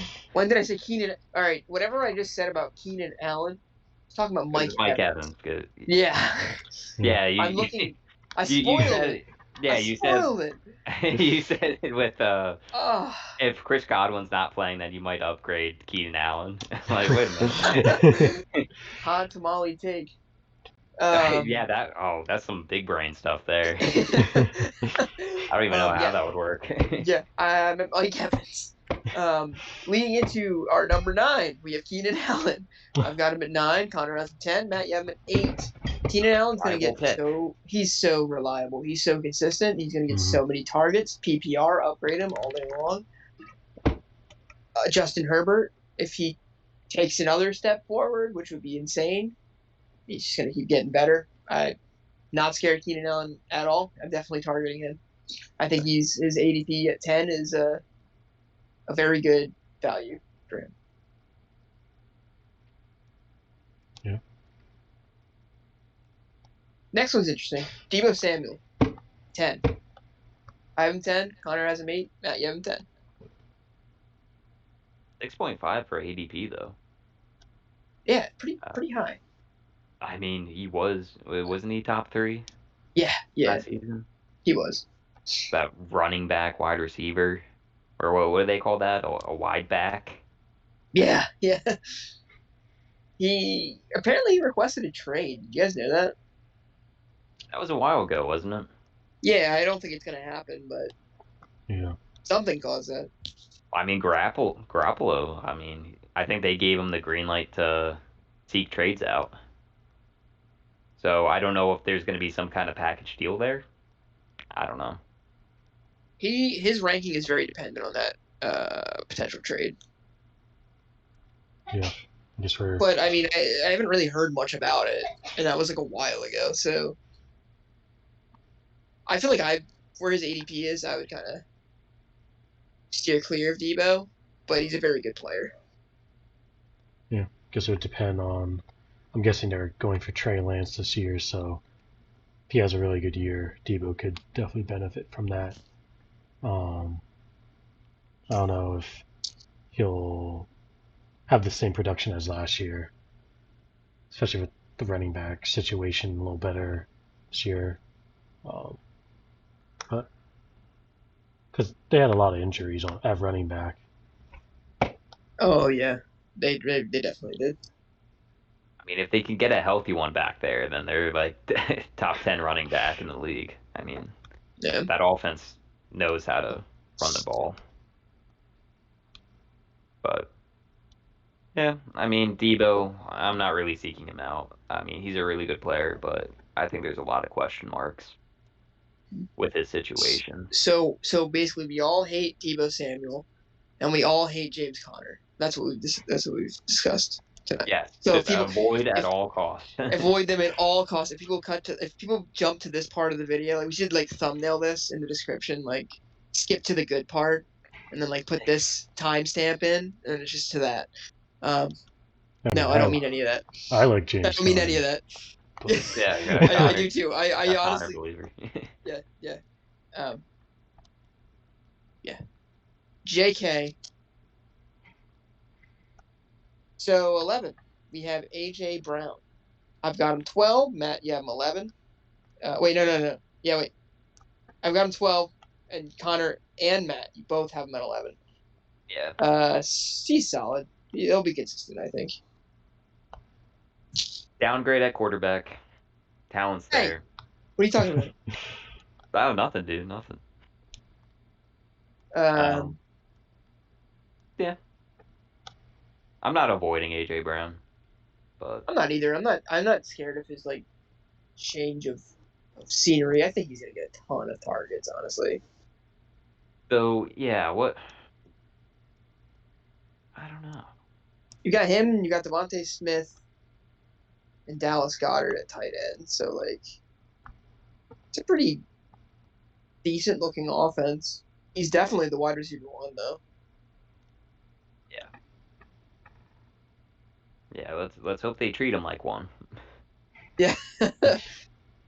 I think they will, honestly. I think they're looking at Justin Jefferson right now, and they're like, oh my god, we gotta make people stop bringing this up to us every single time we give Jalen Reagor a target. I think they're going to give A.J. Brown plenty of targets to keep us happy. Yeah, no real hot takes there, I don't think. Nope. Deontay Johnson at 12. ADP has him 15. Yeah. I've got him 11. Connor has 12. Now you have 12. Honestly, I think his situation got worse. His situation did get worse. Now that I think about it. I mean, they drafted George Pickens, a wide receiver. I think he was like round 2 or something. Yeah. They seem excited about him. I don't think last season, I love Deontay Johnson. I've always been a fan of him since he entered the league. He's a very talented wide receiver. He definitely is, yeah. But last season, for some reason, Ben Roethlisberger just threw to him every single down, even if he wasn't open. I mean, the offense revolved around Deontay Johnson, and I don't know why, to be honest. I mean, he's a really good player, but it's not really a good strategy to just throw to one receiver every single down. So I think they're going to move away from that. I think now the ball is going to be shared amongst all the receivers. And it's a downgrade at QB with Mitch Trubisky, which I have a lot of experience watching as a Bears fan. It could be Kenny Pickett too. They drafted a QB. Kenny Pickett. Yeah. It could be. I don't think it's going to be that much of a downgrade. I mean, it's only a downgrade at QB, I think, because I don't think Mitchell Trubisky and Deontay Johnson will have the same connection that Roethlisberger and Deontay Johnson had. I think Roethlisberger had a very subpar year last season. But he just kept throwing to Deontay Johnson, which is why he had a good season. I will say Mitchell Trubisky was he was able to fuel a couple of top 10 finishes out of Allen Robinson, right? If the targets are there, that's the thing. It just, I mean, Allen Robinson was getting like 1 billion targets. Yeah. If they prioritize using Deontay Johnson the same way they did last year, I could see another. I feel like they have finish. They have a lot more talent at receiver than the Bears did with Allen Robinson. So I don't know if it would be the same situation there. Yeah, that's what I'm not sure about the situation, but I'm not like terrified of him. He's a little risky, but I think he's risky. Yeah. I mean, so are like the players below him. We got Terry McLaurin next. Terry McLaurin's going. ADP is 15. We have our rankings have him at 12 or no? 13. Oh, yeah. ADP is 16. Our rankings have him at 13. Kyle's got him at 13. Connor's got him at 15, and then I have him at 13. Big QB question mark there. Go Birds. Very talented wide receiver. Upgrade from last season with the QB situation, I think. I think so too. I mean, a lot of Eagles fans will tell you Carson Wentz is no good, trash.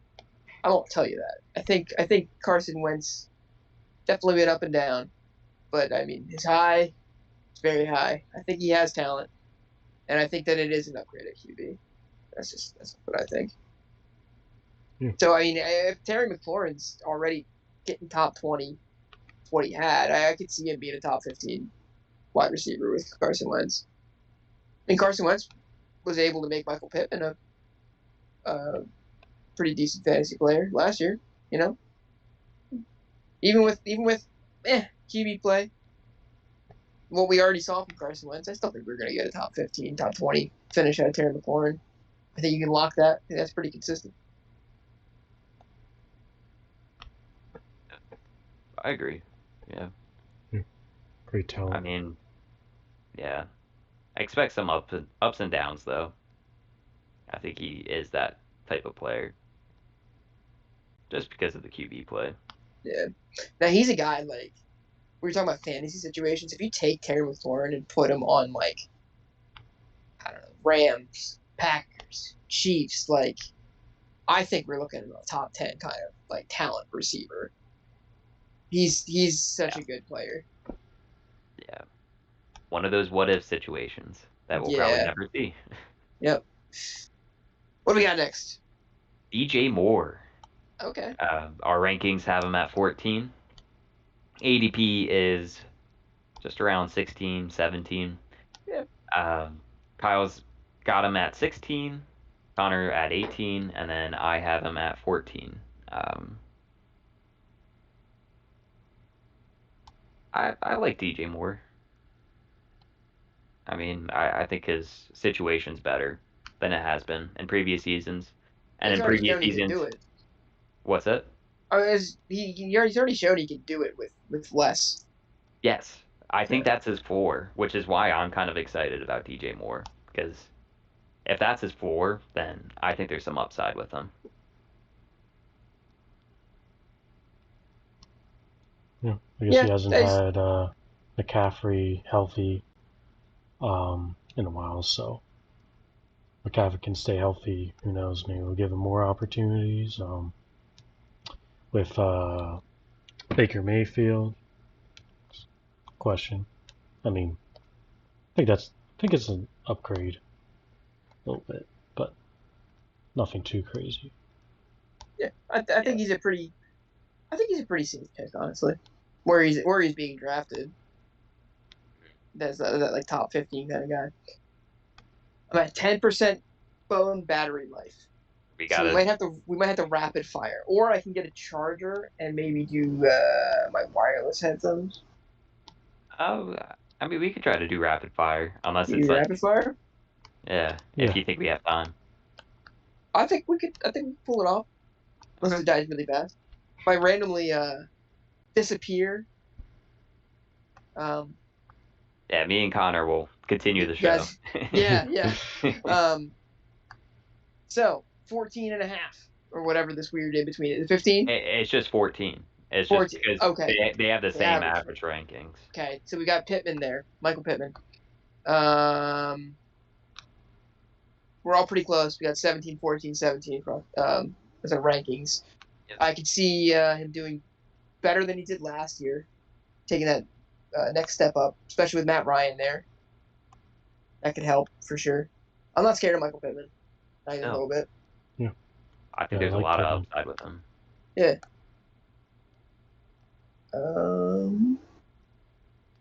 T. Higgins, 16. I'll tell you right now, I've got him ranked at 25 here, and I think that's too low, honestly.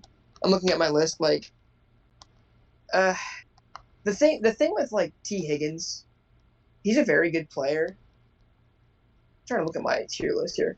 He's a very good player, but the thing that I think makes me, like, not want to take T. Higgins. Oh, no. Okay, guys, hold on. Wait. Is this a mistake? I don't know. Hold on. 5, 10. Yeah, T. Higgins, very good player. Yeah, no. I mean, he had a really good, great offense. I think Joe Burrow can sustain 2 top 10 receivers potentially. At least top 15, 2 top 15 receivers. I think he could definitely sustain. Yeah, like switch my ranking to I'm gonna switch my ranking to 20.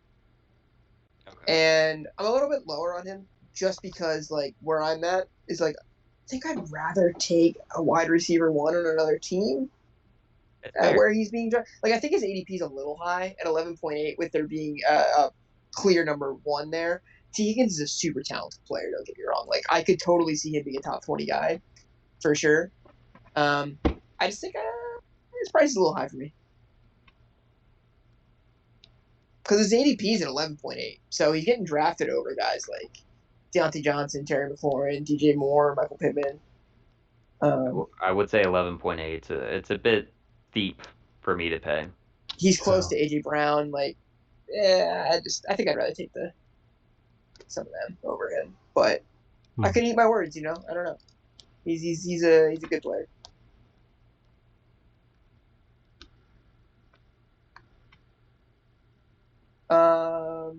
DK Metcalf, also at 16 for us.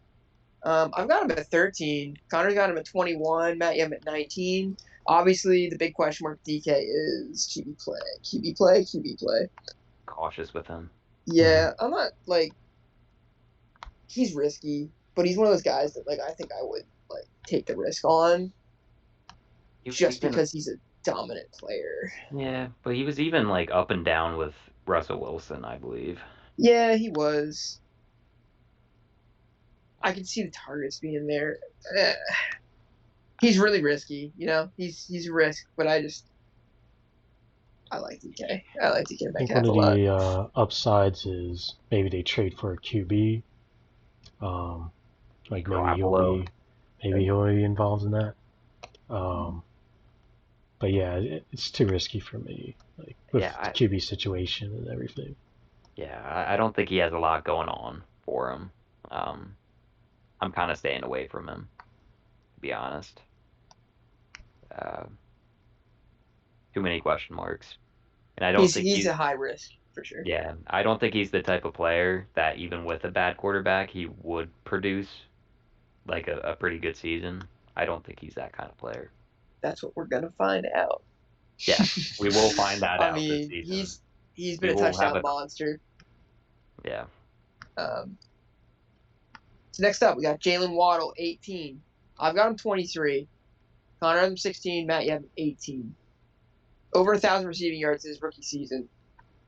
I like Jalen Waddle. I think Tyreek Hill won't affect him too much.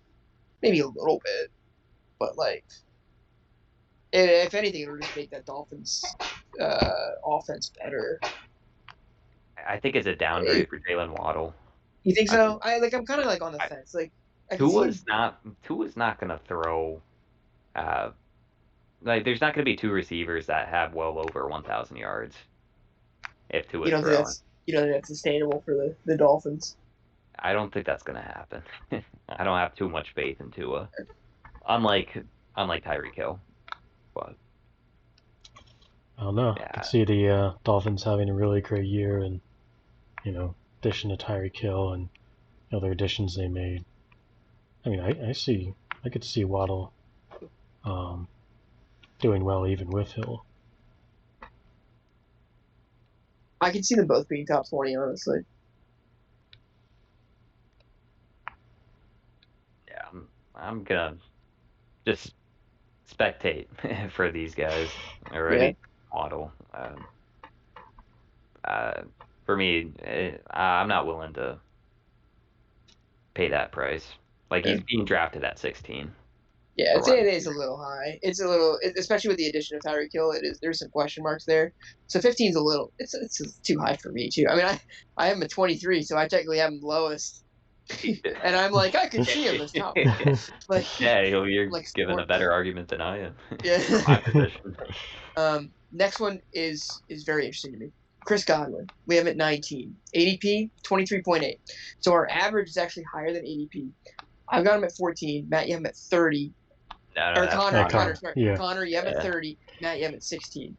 I think if he comes back from that injury, but I've heard rumors that he's going to be good for training camp, like week 1, that he's going to be good. Yeah, I could see moving it up. Like, 30 is pretty low. All depends on the injury. He's back. I definitely bump him up, but it's kind of risky. Yeah. A lot of other options on the Bucks, so. Yeah. Big injury risk. Full health, 100% health. You guys doing Chris Godwin or Mike Evans? Oh, Mike Evans. Yeah. I'm also Mike Evans. Yeah. Track record, man. I'm all about track records. Yeah, I'm also Mike Evans. Last receiver, 20, Brandon Cooks. We got him 27. Connor 17. Matt 20. Mr. Consistency. You were saying on the other episode how everyone's always undervaluing Brandon Cooks. I am, and I got him. And now you got him outside top 25. Like, what's going on here? So, I don't hate Brandon Cooks. I just have a lot of guys ahead of him.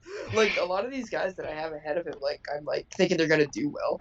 Like 27 seems really low. But like, I don't know. Like, I think he's gonna have a good Cooks season. Hater. Like that ranking just. I'm not though. Not a good look. What do you think? So Low ceiling? Well, let me tell you the guys that I have in front of them. I've got Allen Robinson, obviously T. Higgins. I have Amari Cooper, Jalen Waddle. I have Adam Thielen ahead of him.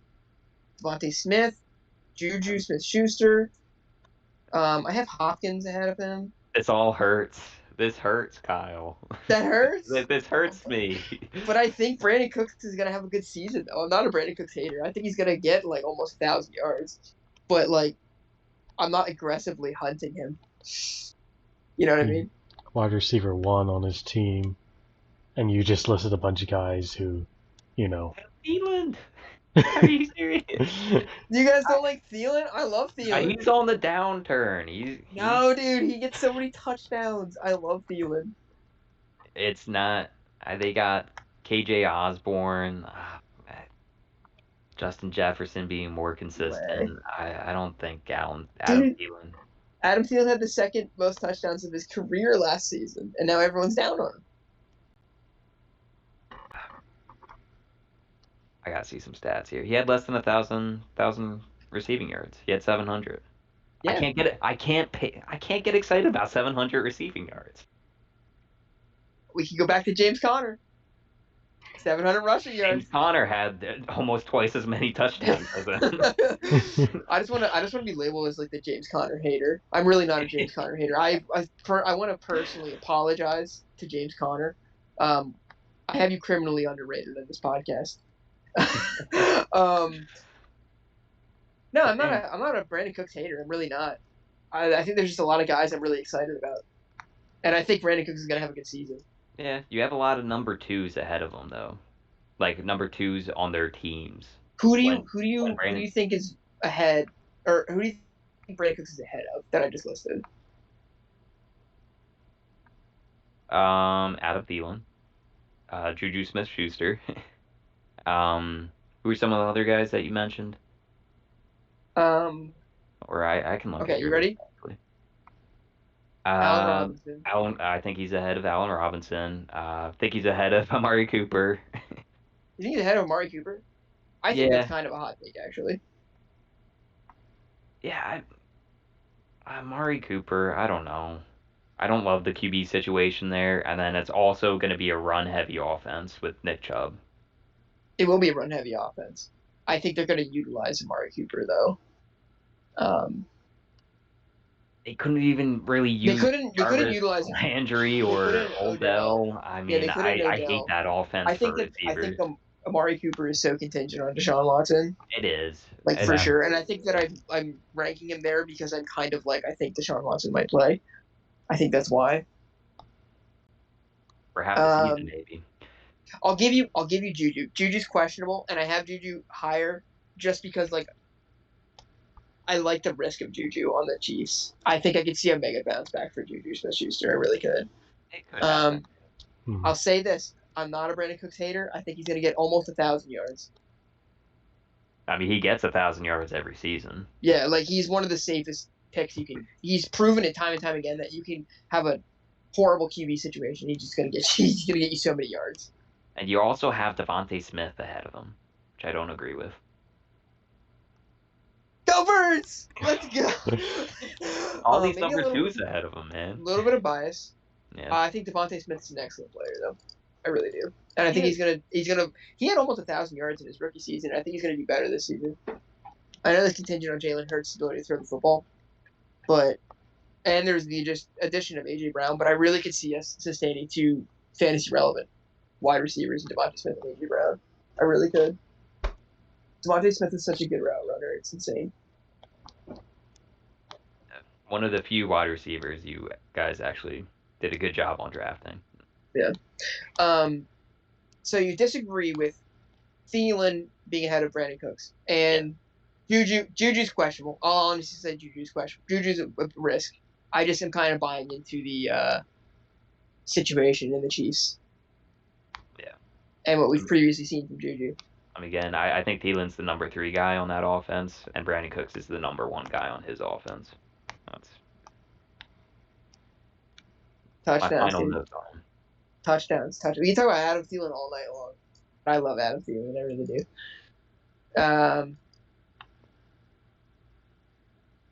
Anything to add on that, Connor, for receivers before we do the lightning round of tight end, defense, and kicker?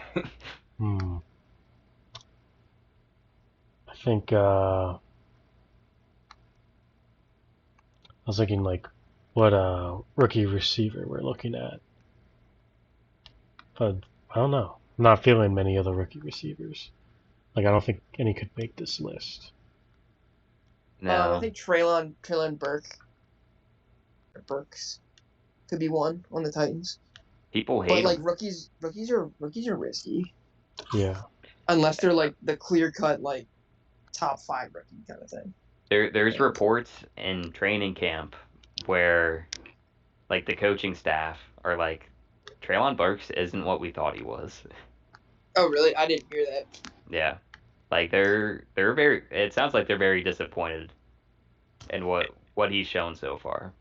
And it sounds like Robert Woods is like the clear cut number 1 guy for the receiving core. But that could just be hypersensitive to the news. But yeah, I mean Treylon Burks definitely has the situation to be a really good fantasy wide receiver. Man, you guys got me feeling like a hater. Brandon Cooks and James Conner, I guess I hate them both. I really don't. I think that they're both going to be good fantasy players. I'm going to create another team of Kyle's fantasy hate squad. And then I'm going to see if I can take him to the championship.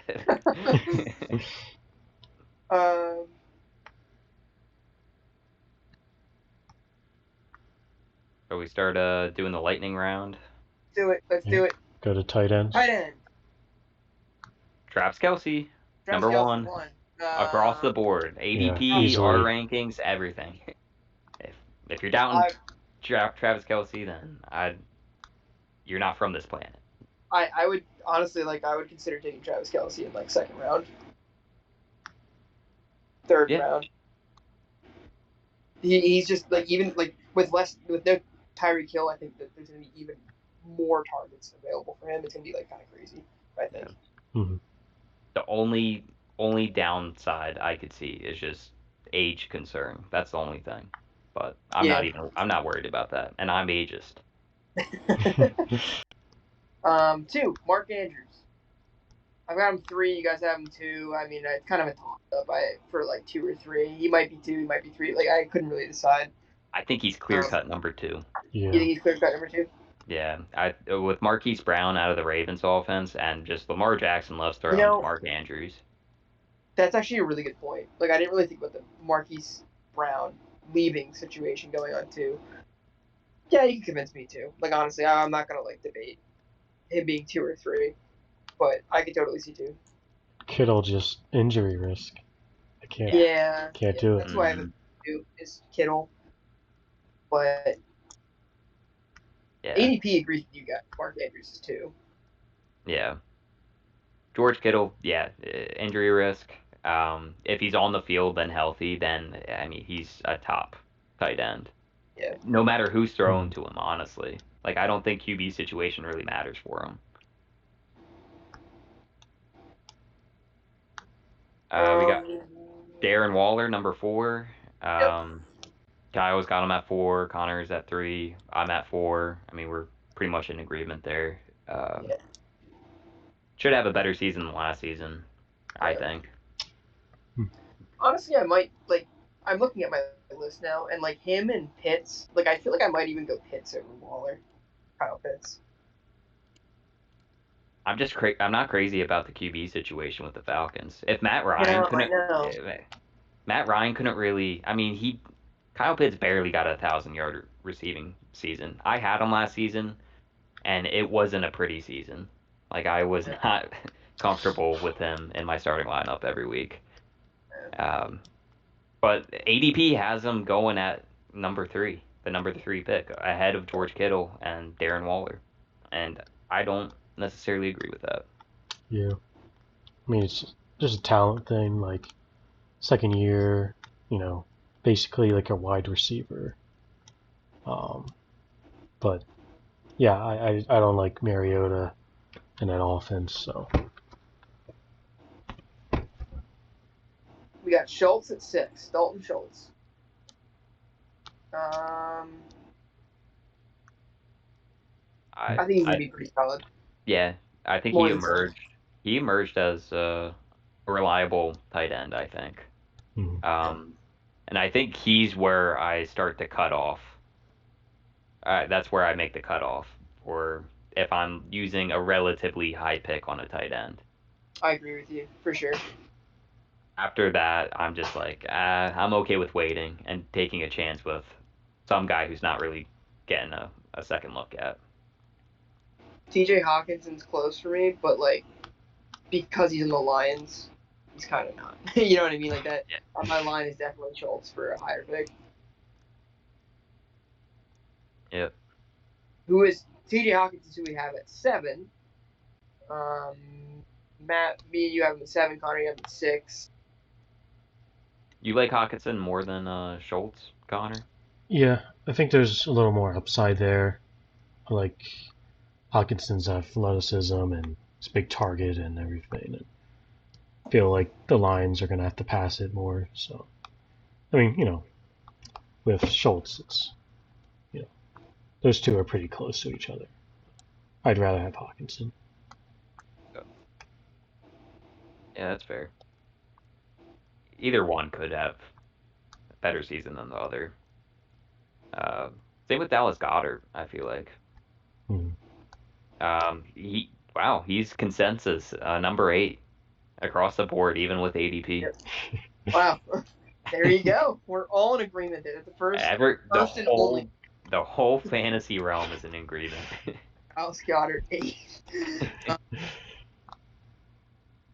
He'll be solid. Yeah. He'll be like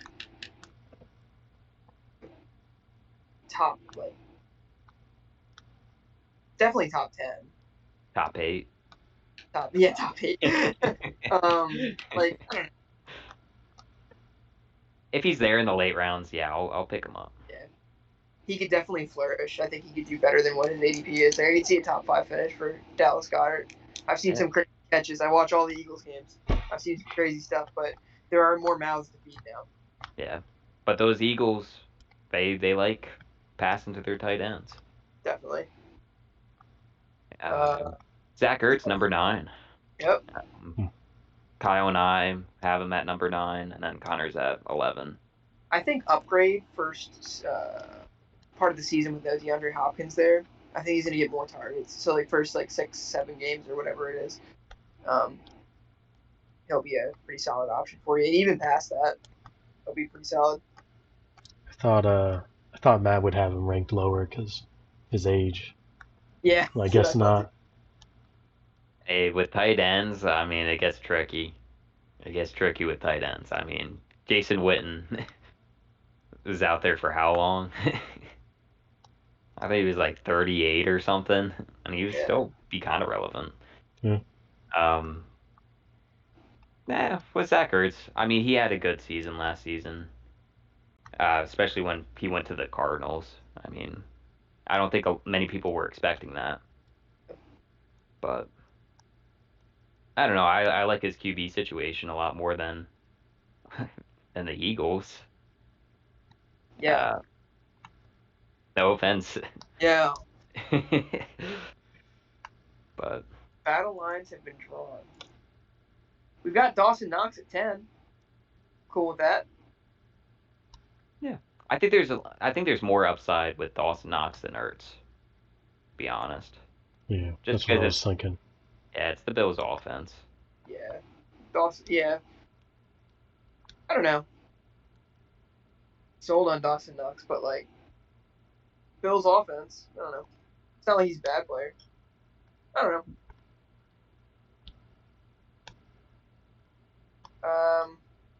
Pat Freiermuth at 11. He showed glimpses last year. He's a good player, but I'm not crazy about the situation. Yeah, that is true. Yep. Maybe even a slight downgrade. Like if we're downgrading Deontay Johnson, I feel like there's less players that are gonna be able to be sustainable on that Steelers offense than pass catching wise. Yeah, that offense is a big question mark. Besides Najee Harris, I think Najee Harris is going to keep doing his thing. Yeah. But with that receiving core, there's a lot of question marks. Yeah. Rounding out tight end at 12, we have Mike Gesicki. Got him 12. Connor has him 10. Matt, you have him 12. He's just kind of there. He's had good games. He's had good games, yeah. Mm-hmm. He's a fringe guy, Yeah, you got Tyreek Hill there now. I don't think his target share will be as much as it was last season. Yep. So, yeah. I think like I'm I betting, said, I think I'm betting more on the Dolphins offense than most people. I don't know. you're high on the Dolphins. I think it's going to be a good year for the Dolphins, but that could come back to. I could be looking at this tape at the end of the season. Yep. We're clipping it. That's the end of our tight end segment. So we have defense and kicker.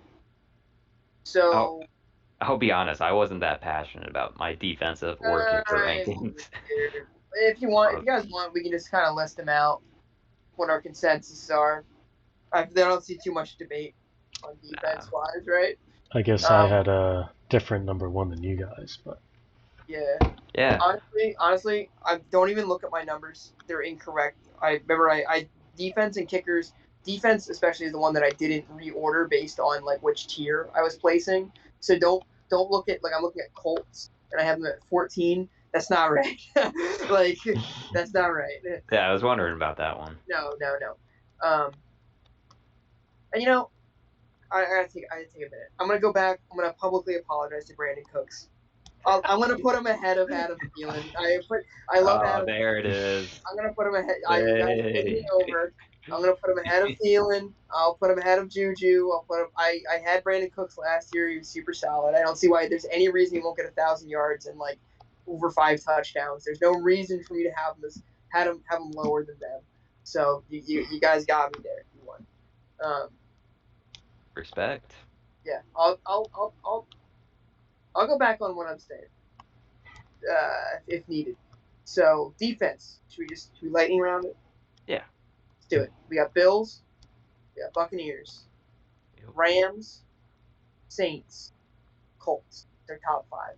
Is there any major disparity or major disparity that we want to talk about? Like someone super high on someone and someone else super low. Anything in there? ADP seems to agree with Connor. Connor has the Rams ranked as 8, ADP is 9, but me and Kyle are ranking them at 3. I'm just curious if there was a reason for that. I mean, I'm under the impression that the Rams have an all-star defense. Yeah, I think I look more at matchups and division when I'm looking at defense. And with how high-powered that division is with the Rams. I mean, obviously they have a great defense and everything, and it helps that the Seahawks aren't as good. Yep. But even just looking at their record, I saw a lot of good teams on that schedule. And that's why I chose Colts number 1. The division's pretty weak. Yeah. And then the schedule, that's pretty light. I was looking through and I was like, this looks really good. I mean, not too many. And we look at teams before the season, and then that changes so much.